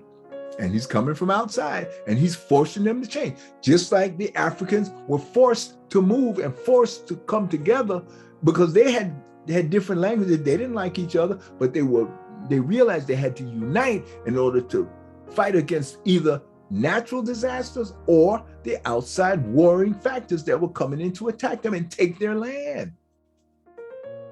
See? So it's not all sinister, but look at us. You have to look from both sides. Dualities. See, it's always this duality. See, immutable laws again coming in. When you look at things critically from both sides, everything makes sense. And that's all I'm trying to do here, family. But I'm going to cuss out the liars. They try to assassinate the character of my African ancestors. I'm not going to sit idly by and watch that go down. I'm going to do critical thinking and I'm going to point it out. And I want you to learn how to do the same thing. All right? Okay, so some decided that salvation required a union with other groups. Okay? And these were the tribes that merged with other tribes and lost their separate identity. Okay? Because you are forced to give up parts of your identity.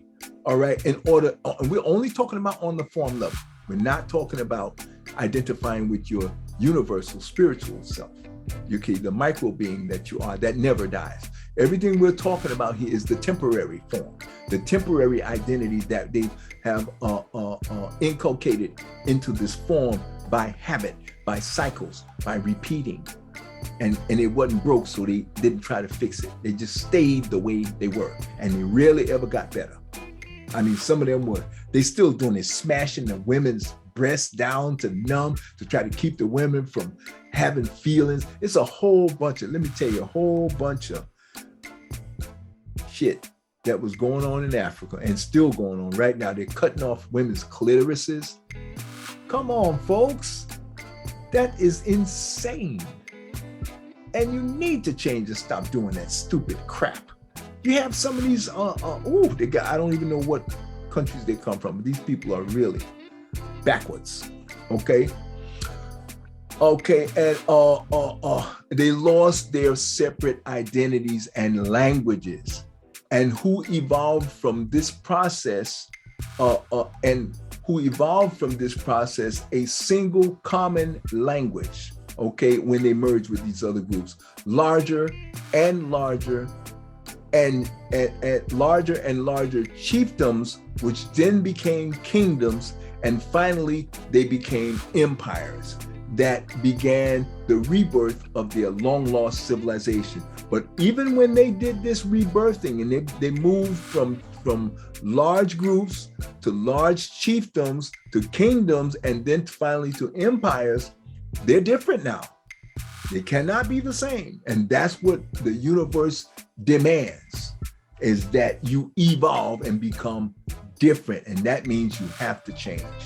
And that's what happened. The languages changed. They unified their languages. That's why you have Kiswahili now. It's pretty universal. That language, it had to, because they had to communicate with each other. So they had to drop a lot of these different languages and come up with one. And that's what English is doing right now all around the world. The language in and of itself is not bad, but it's the way they're forcing on other people. And what I don't like, what they're doing in Africa, is they're changing the designation of defining who is literate and who is not literate. So in other words, if you don't speak English, then you're not literate.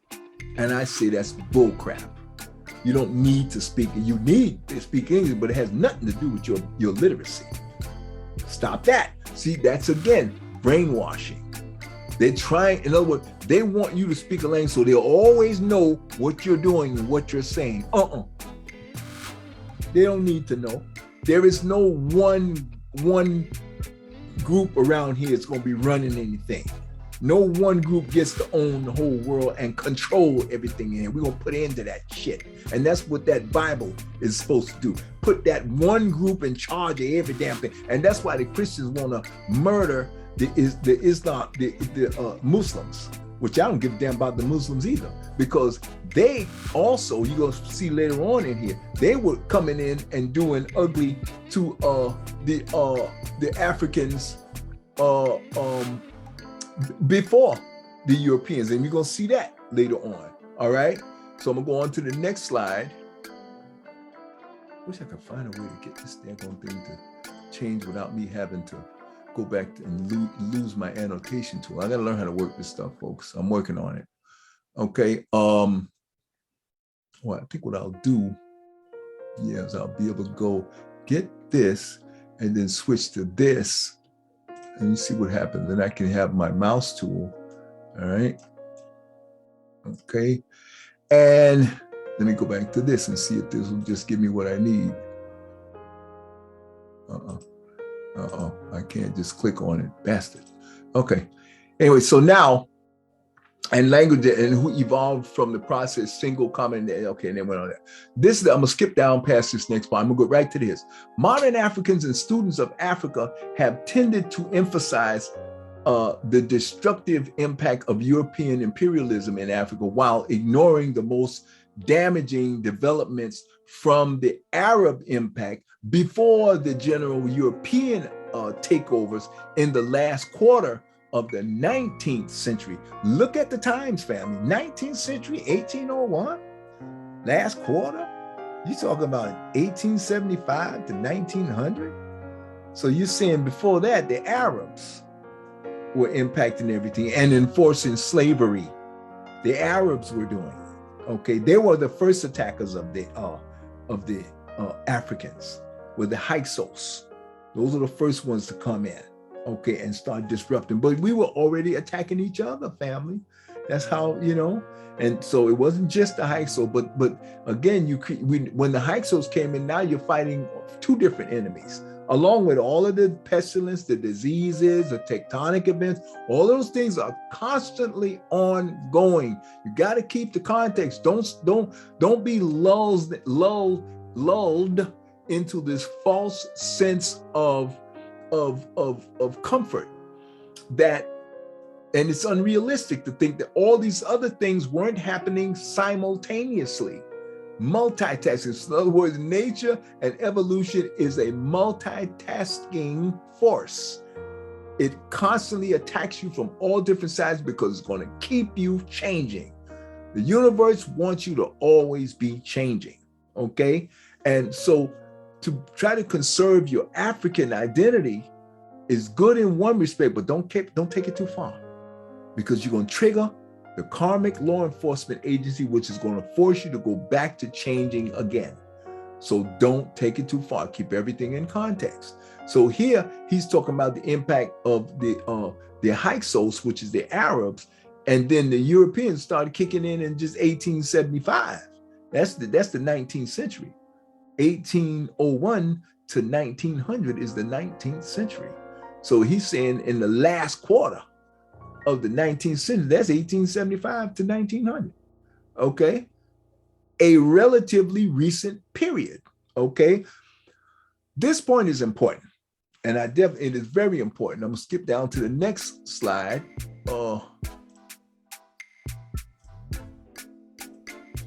Okay, where he's gonna talk about, and he's going into that. And he said this point is important, okay? For one of the most remarkable chapters in the history of the Black, the African, is that dealing with those dauntless, which means never ending, never giving up leaders, and people who, having lost one state after another, along with 3/4 of their kinsmen, the 3/4 of them got wiped out. Nevertheless, they overcame all of these challenges, and so the strongest of them survived, and they overcame all the forces of destruction and death and began to build again, but with the strongest now. So this is the filtering system of evolution, and all of these forces that are coming at you, they will either make you stronger or they will wipe you out. So you have a choice: get wiped out or dodge, weave, give yin, become yin, redirect, and survive. Let it go past you, let it go over you. Pretend to be a part of it. Like what we're doing here in America. You can pretend to be a part of it. Play the game, but still, ultimately, as long as you know you're not a part of this. You just want to survive and maintain your humanity in spite of America, okay? And that's what African Americans have been doing, because like I said, they've tried everything and we're still here. They can kill the abortion issue. We don't care. We're still going to be here because we are the strongest of our ancestors. We're still here. These brothers sagging pants and carrying guns and selling drugs and smoking weed, that ain't nothing. You should see these crack addicts. Most of the crack addicts around here white. Most of the drug addicts around here white. Most of the criminals around here white. Most of the psychopaths and murderers are white. Most of the rapists on the planet are white. So don't give me this. Listen, think critically, look at the situation, stop watching that TV, throw that Bible in the garbage, and get your butts up here and read these things and figure this thing out and see the reality and empower yourself with the reality of how strong and enduring you are. See, you overrode death, you overrode destruction, forces of destruction. That's both natural, organic, and the mutated Africans attacking you from all sides, assassinating your character, telling your children you ain't shit when really they ain't shit. And so in order to make themselves look good, they got to tell your children, get that Bible and fill your children's head with a bunch of lies about some Cain and Abel, Noah, and some all that bull crap from that lie. You know, and then they come get at your kids in the social studies and say the Africans were weak and that's why they didn't. Bullshit again. And this book is written by Chancellor Wills. Will put an end to that lie. And so if you are meant to survive this, you will take this book, you will see the value of it, and you will apply it in your life and improve your critical thinking skills and get better. That's my job, is to make you get better if you're supposed to. Those of you who are not meant to get better, you'll hear this and it won't have no value for it at all. And that's good. Okay. Okay. And okay, and this says still another, let me see, always, once again, still another state. Okay, from the earliest time, here we go, we'll get into some good stuff here. From the earliest times, the elimination of these states as independent African sovereignties had been an Asian objective. So in other words, the Hyksos, the Arabs, they were trying to get rid of and eliminate the independent African sovereignty and states.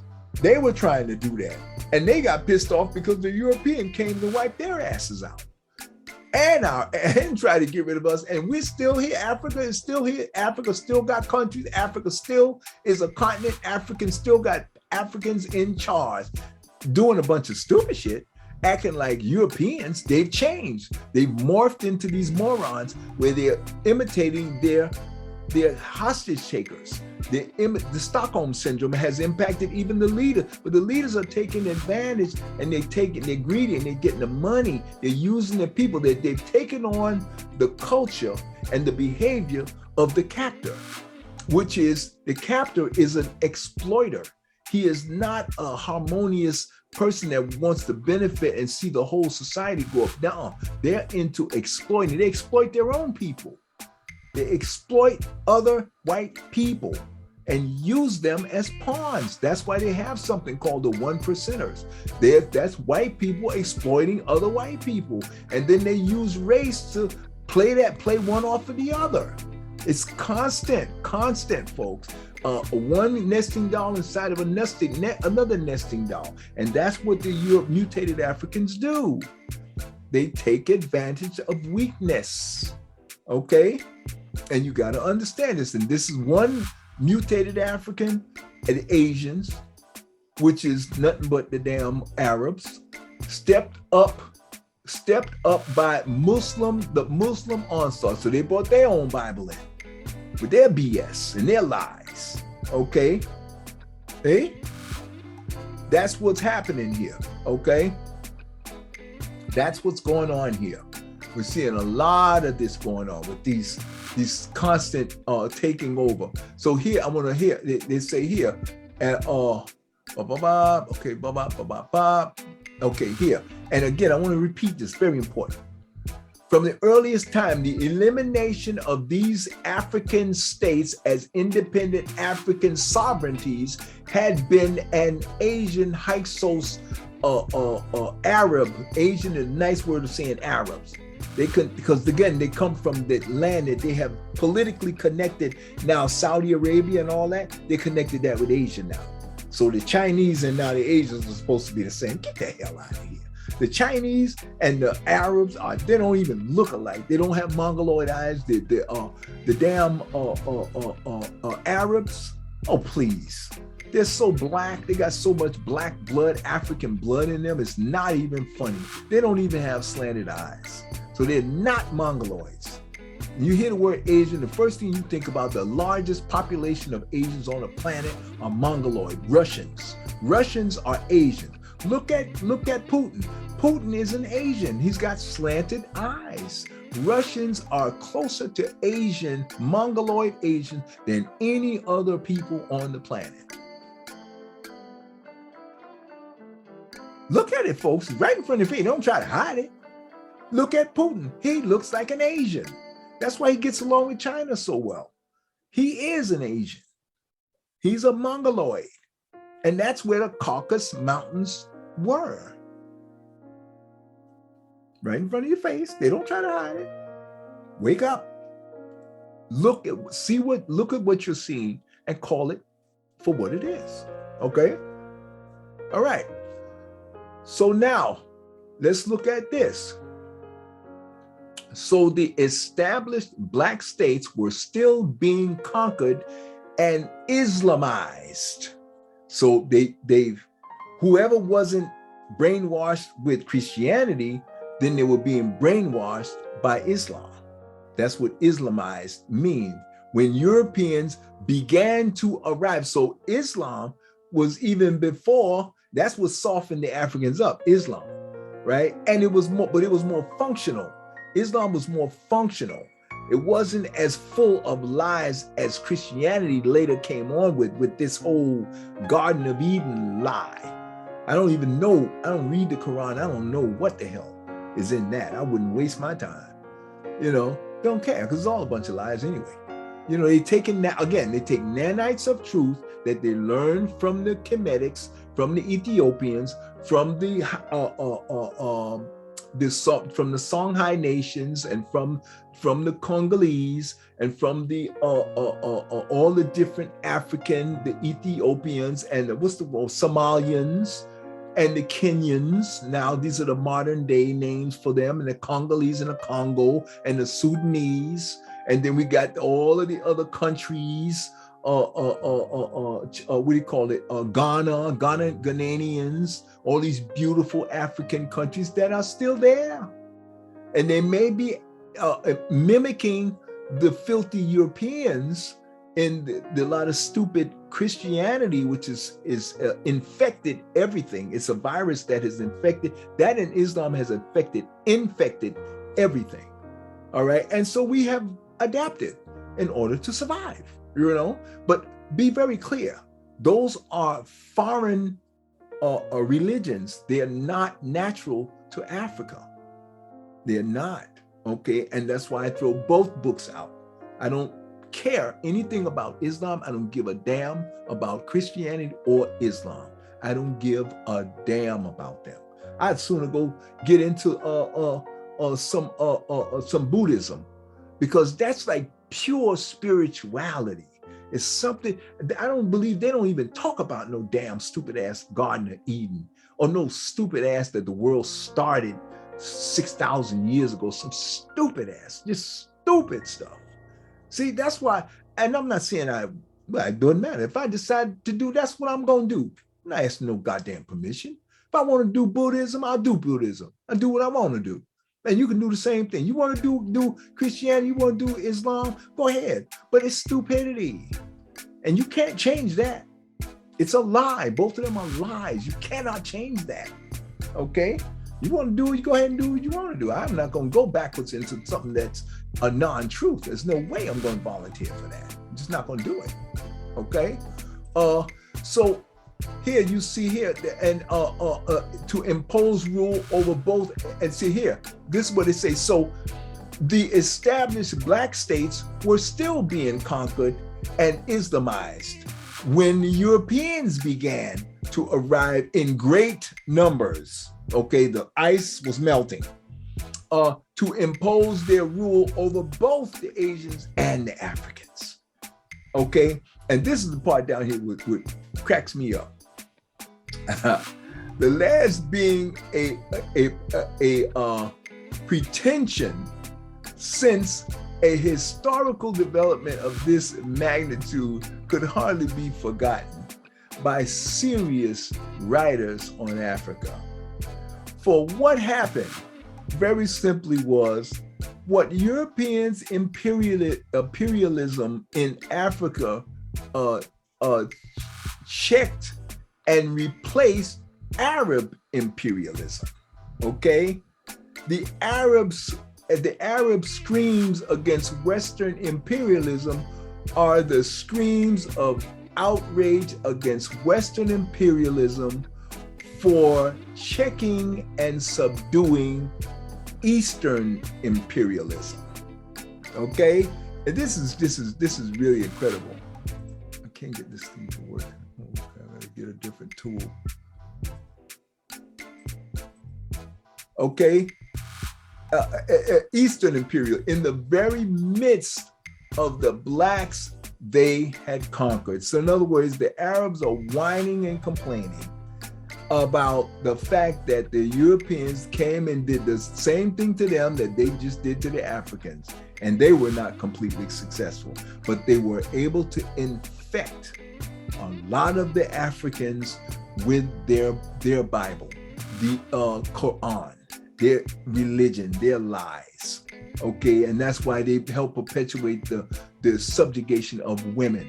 And that's why I know it can't be any damn good, because women should be on top at all times. Okay, that which brings life into the world should be on top.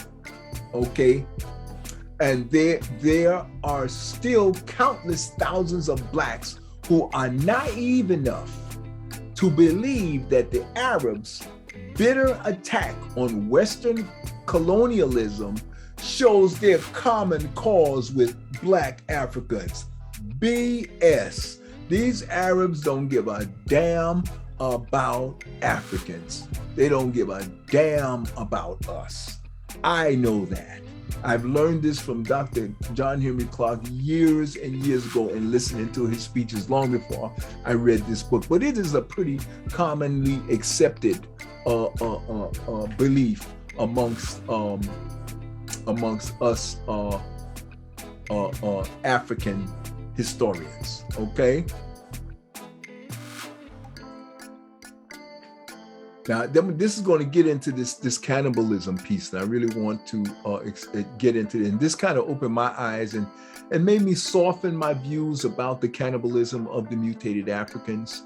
I was getting kind of intuitive hints that this was so in my meditations. I was saying, because my logic, I always say, if this, then this. I have a very heavy if-then logic. Everything I come to realize I am able to interpret based on my if-then logic, which helps me rationalize and make sense out of a lot of stuff that I'm seeing all throughout history, which is fascinating. I'm fascinated by this. Okay.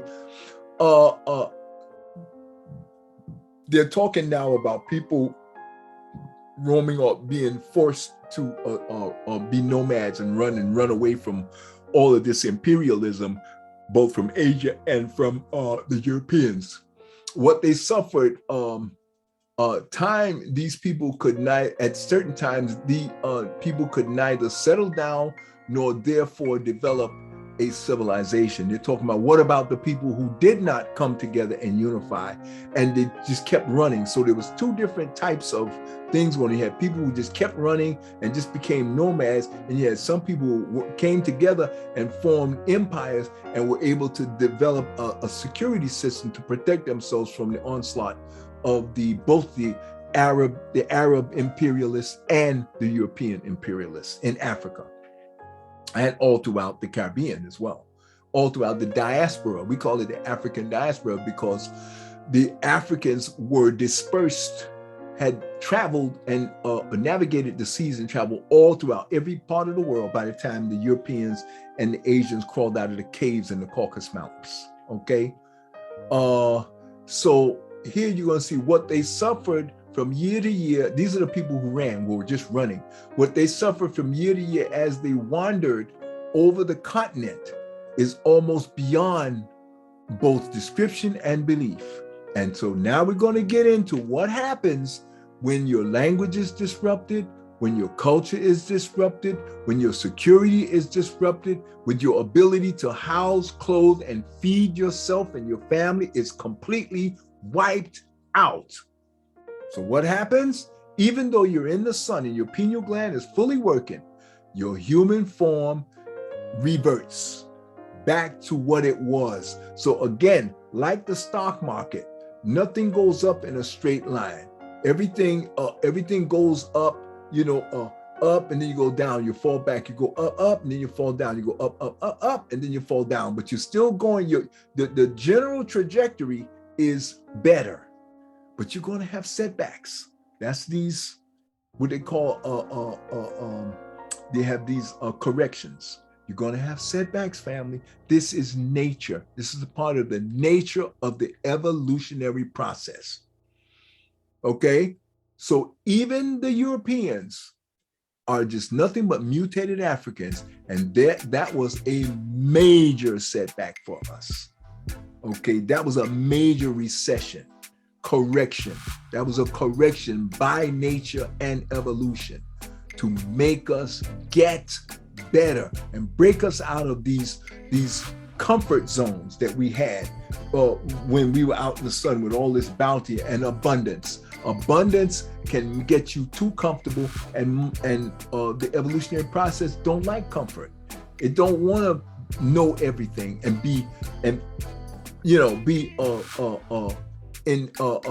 have everything under its control, and there's nothing new happening, no change. And when that happens, evolution don't like that. It's going to trigger something automatic. It's called karmic, and this is another aspect of the karmic law enforcement that is obvious, family. It's just obvious.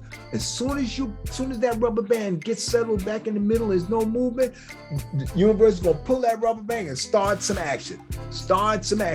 Get things moving. Got to get things moving. We want some change. We don't want to know everything. We don't want to know everything. And when we start knowing too much, that means we're getting comfortable and we're getting what they call stale. You're stagnating. You're not moving forward. So the karmic law enforcement, the other aspect of it is going to come in, and it's going to trigger some radical sudden change in your environment that's going to trigger and make you get better. Get up off your behind and get better. It's going to happen every time. So embrace change. Okay, that's your best bet. It's to find out, see what the young people are doing. Oh, this is new. It may not, oh boy, that's weird. But it's change. It may be change. It may appear to be bad, but it means things that start out bad get better and they become better. That's art. See, that's why some art looks ugly, but that's why art is one of the most powerful forces of change. It makes you change. It makes you look at things differently. It makes you see things from the artist's perspective. And that's going to force you to think differently. And that's why art is so important. Artists are so important.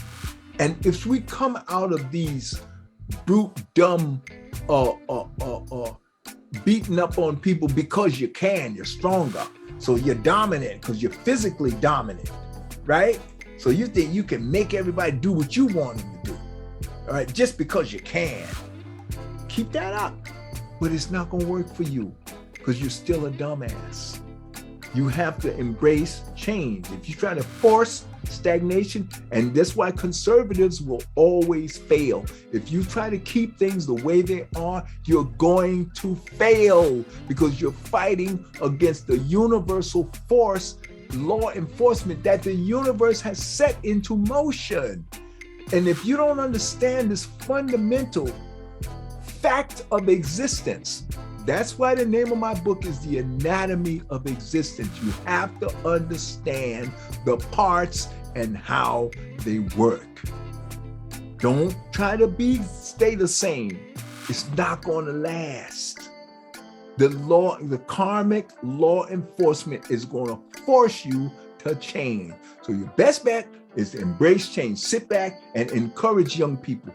Yeah, oh, I like that. You're sagging. Oh, wow, that looks nice. And now look at what they're doing, family. Look at what they're doing with the underwear. Come on, fam. Look at what they're doing with the belts, the way the belts with the sequencing and the color coordination with the sneakers and the shirts and the natural hair. If you can't see this, something is wrong with you, not our children, not these young people. They're not children. These are grown men. Okay, these are young men, but they're grown. The women, same thing.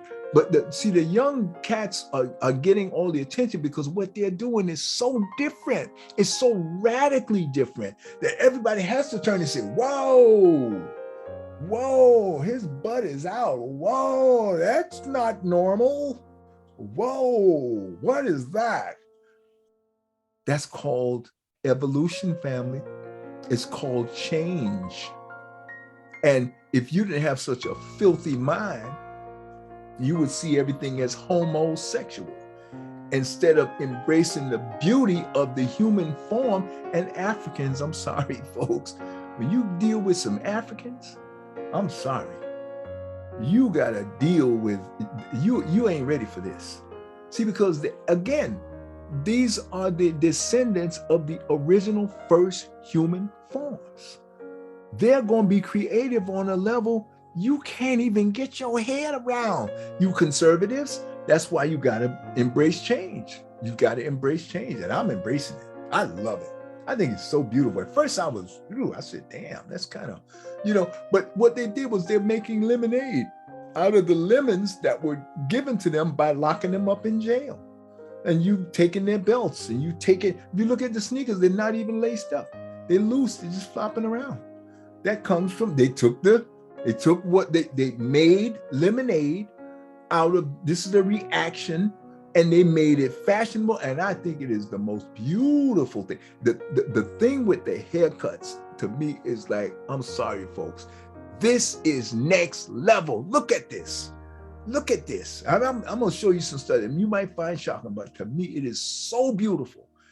When I first saw it, I couldn't get it. But now these kids have moved this thing into a whole new level, folks. And be honest with you, when I see them with the guns on them, I love it. I love everything about it. These are soldiers. They're ready to do battle. And they have created an entire culture, and you got to respect that. I love it and I respect it because now I get it. They have created what some people, I used to even call it a subculture, but it doesn't matter that it ain't part of the mainstream culture. That's what I love about it. They ain't going, you better believe these kids ain't in no church. They ain't buying that white man's Bible and all that nonsense. That's another thing I love about it. They're their own people. Nobody tells them what to do. Nobody defines them. They define themselves. You don't like it? Too bad. While I got my pants down, kiss my behind, And that's not what they're saying, but they're saying, look, we do what we want to do. We're not asking no damn permission, and I love that. I love that kind of independent mindedness, okay? And more power to them. More power to them because it's African. And if you look at everything about them, you're going to see it's African. And that's why I tell Baba Philippe Matthews, and my categorization, when I talk about the fourth frequency of human form, the first frequency is those of us that are going out. We're the old guard. These new kids are coming in with the sagging pants and the natural, beautiful haircuts. And oh my God, these kids are so beautiful, and the way they ride the bike on the wheel and they're doing the wheelies and they're just all of this creativity. It's an explosion of creativity.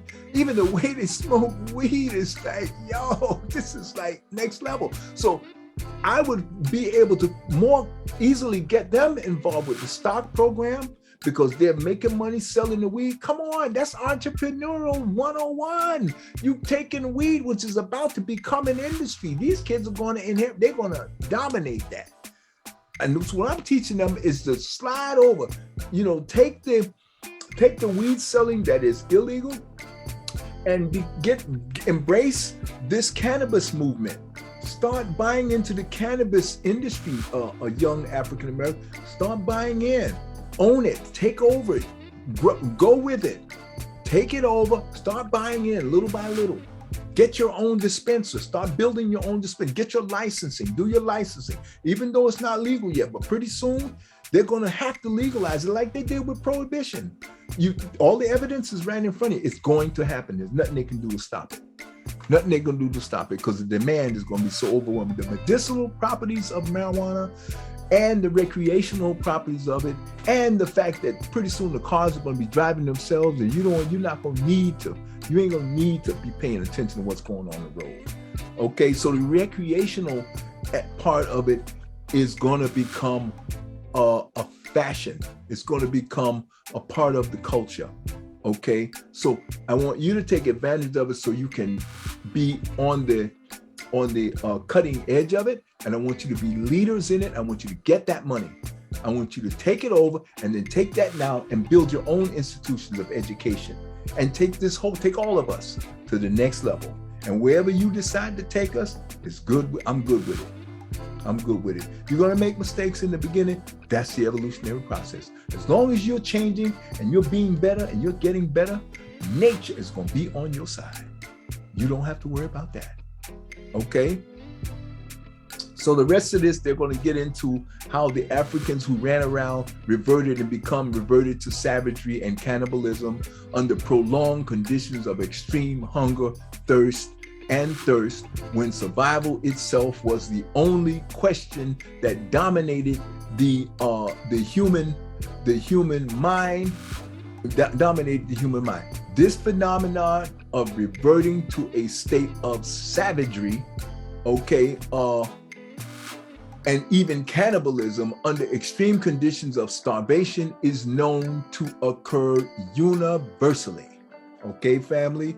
Among various people, white, black, brown, red, or yellow. In other words, all human forms revert to this when under that kind of extreme pressure, okay? And these last two slides are the ones I wanted to get to you and talk to you about.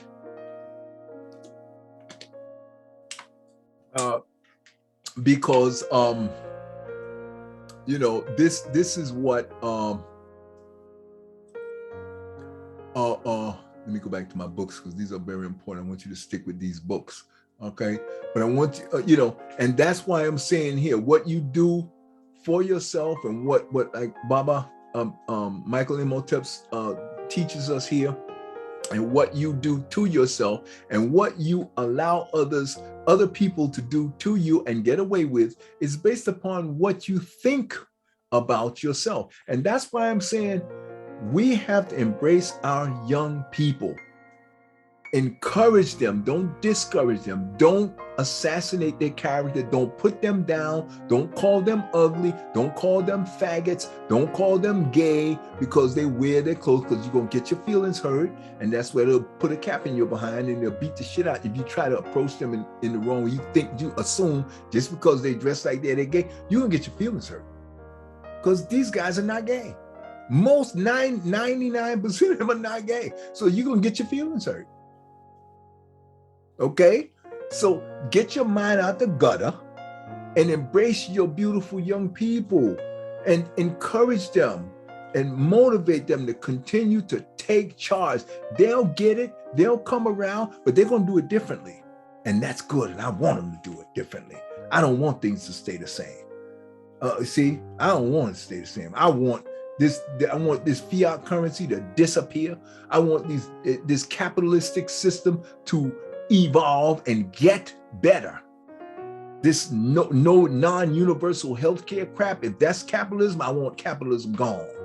I want universal healthcare. I want universal free education, and I want the education system to be made better. This filthy nonsense that you have going on here with these lies that they teach, and this Bible, we got to get rid of that damn thing, get rid of that damn Quran, gradually, not right away, but gradually. You ain't gonna have to say nothing, but I can tell you right now, these young people, folks, I'm gonna stop sharing that. I'm gonna wrap this movie up, okay?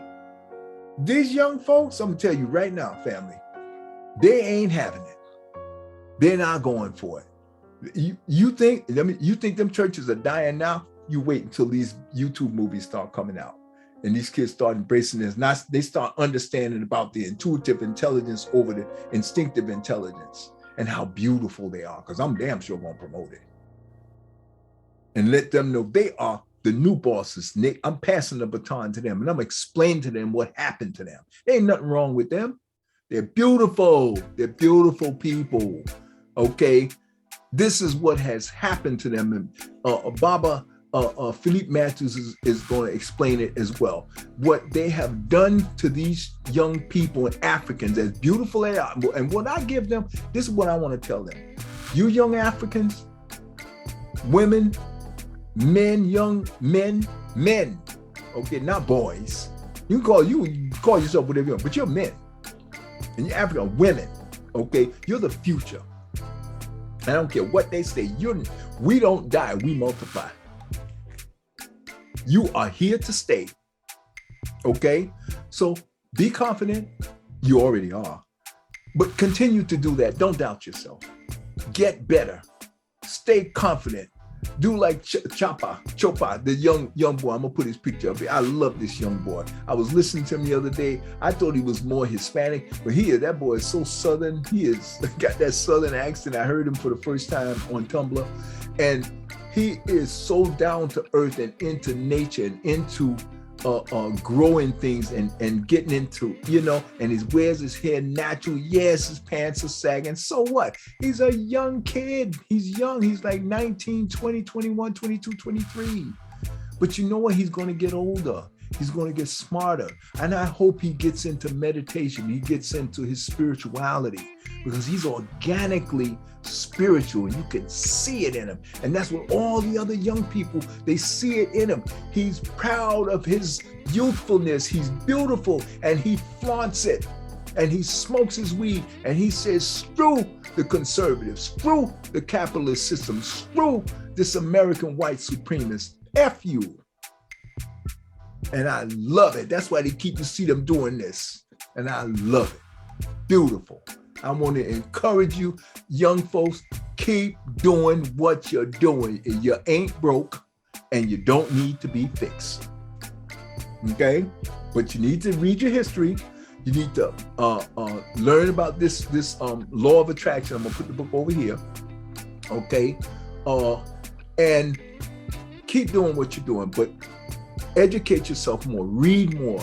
I'm gonna put these YouTubes out. If you can't read, watch my YouTube, and I'll explain to you how you have to go in, meditate, get into your spiritual being that is infinite and will never ever die. You can't die, okay?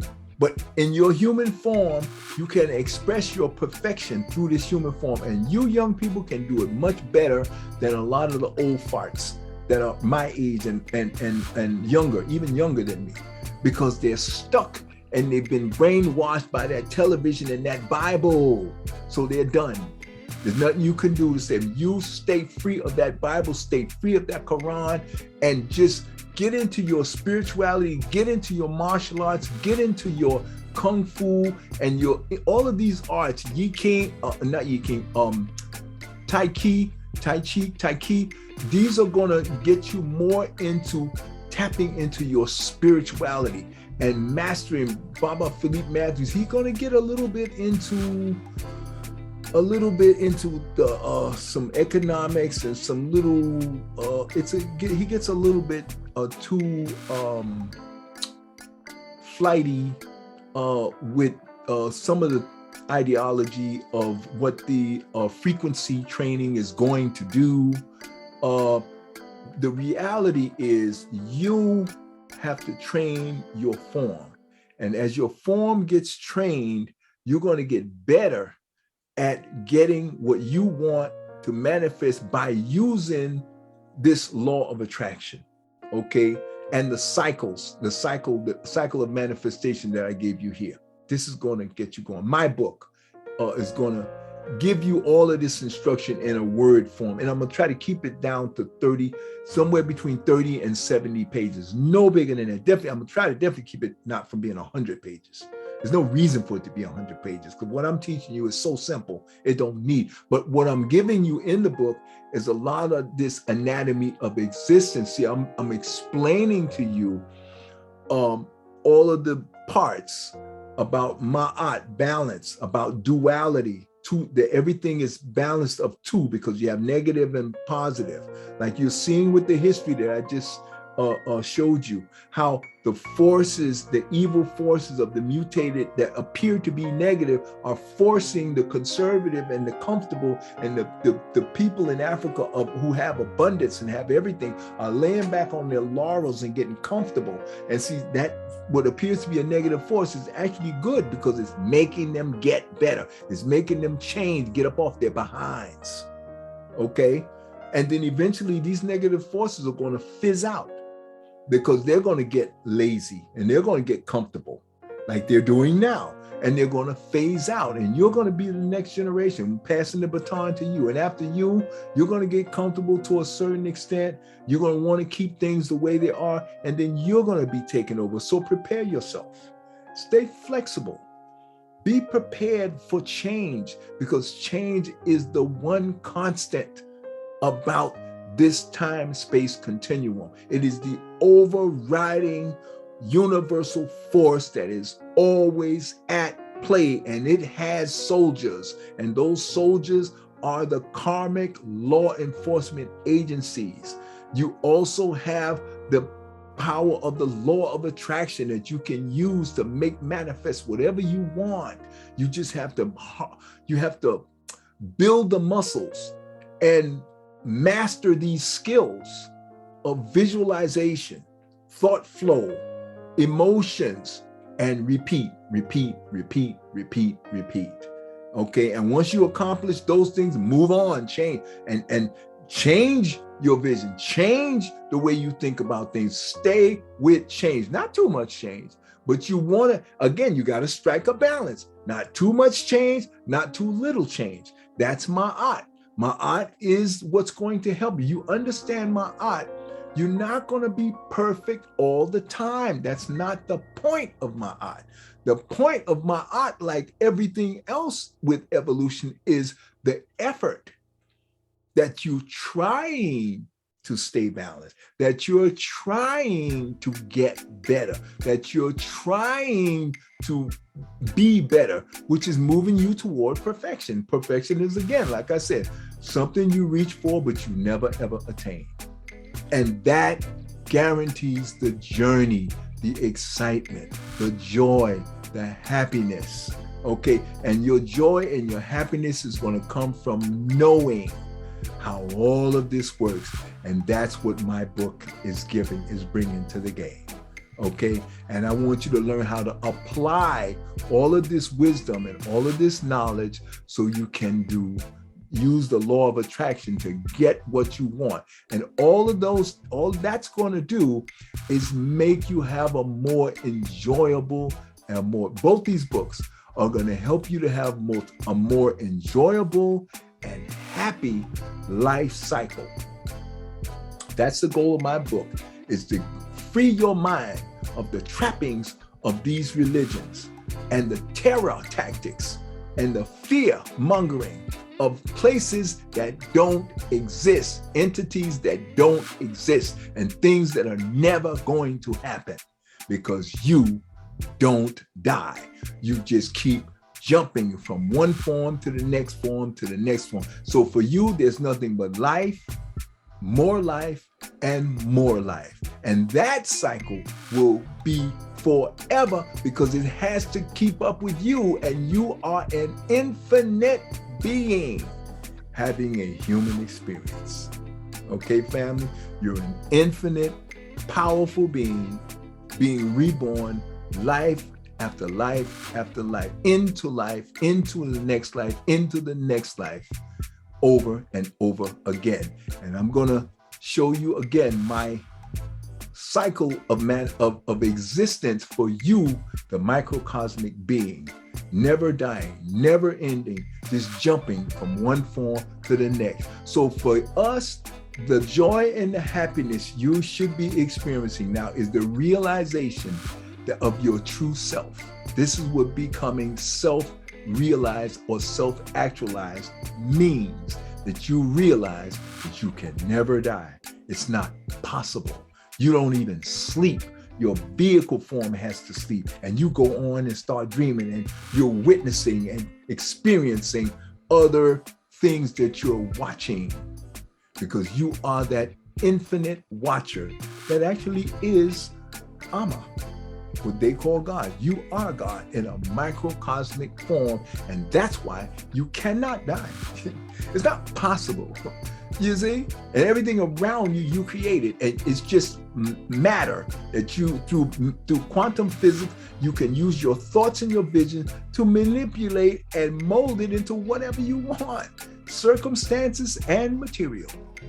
Once you understand all of this structure, family, you will see that you are already in heaven, and you can never leave it, because you are heaven itself. And the only way you would experience hell is when you forget what you are.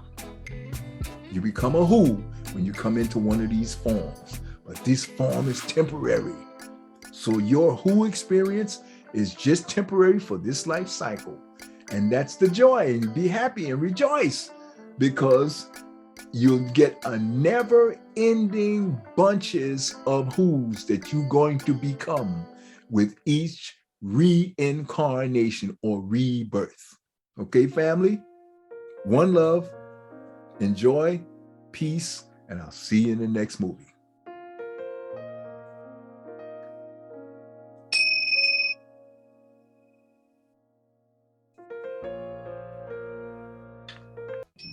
Into form, through form,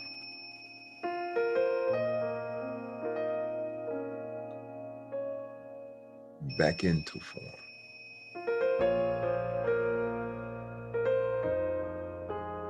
through form,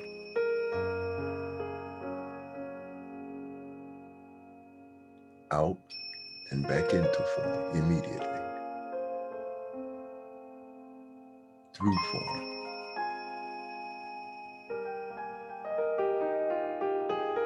out and back into form immediately,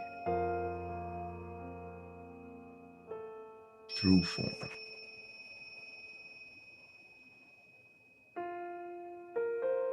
out and back into the next form, through form,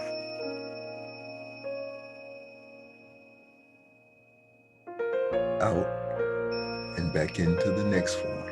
This is the cycle of existence for us as microcosmic beings, never ending, infinitely, never dying, simply jumping from one form to the next form, infinitely and forever. The form will expire.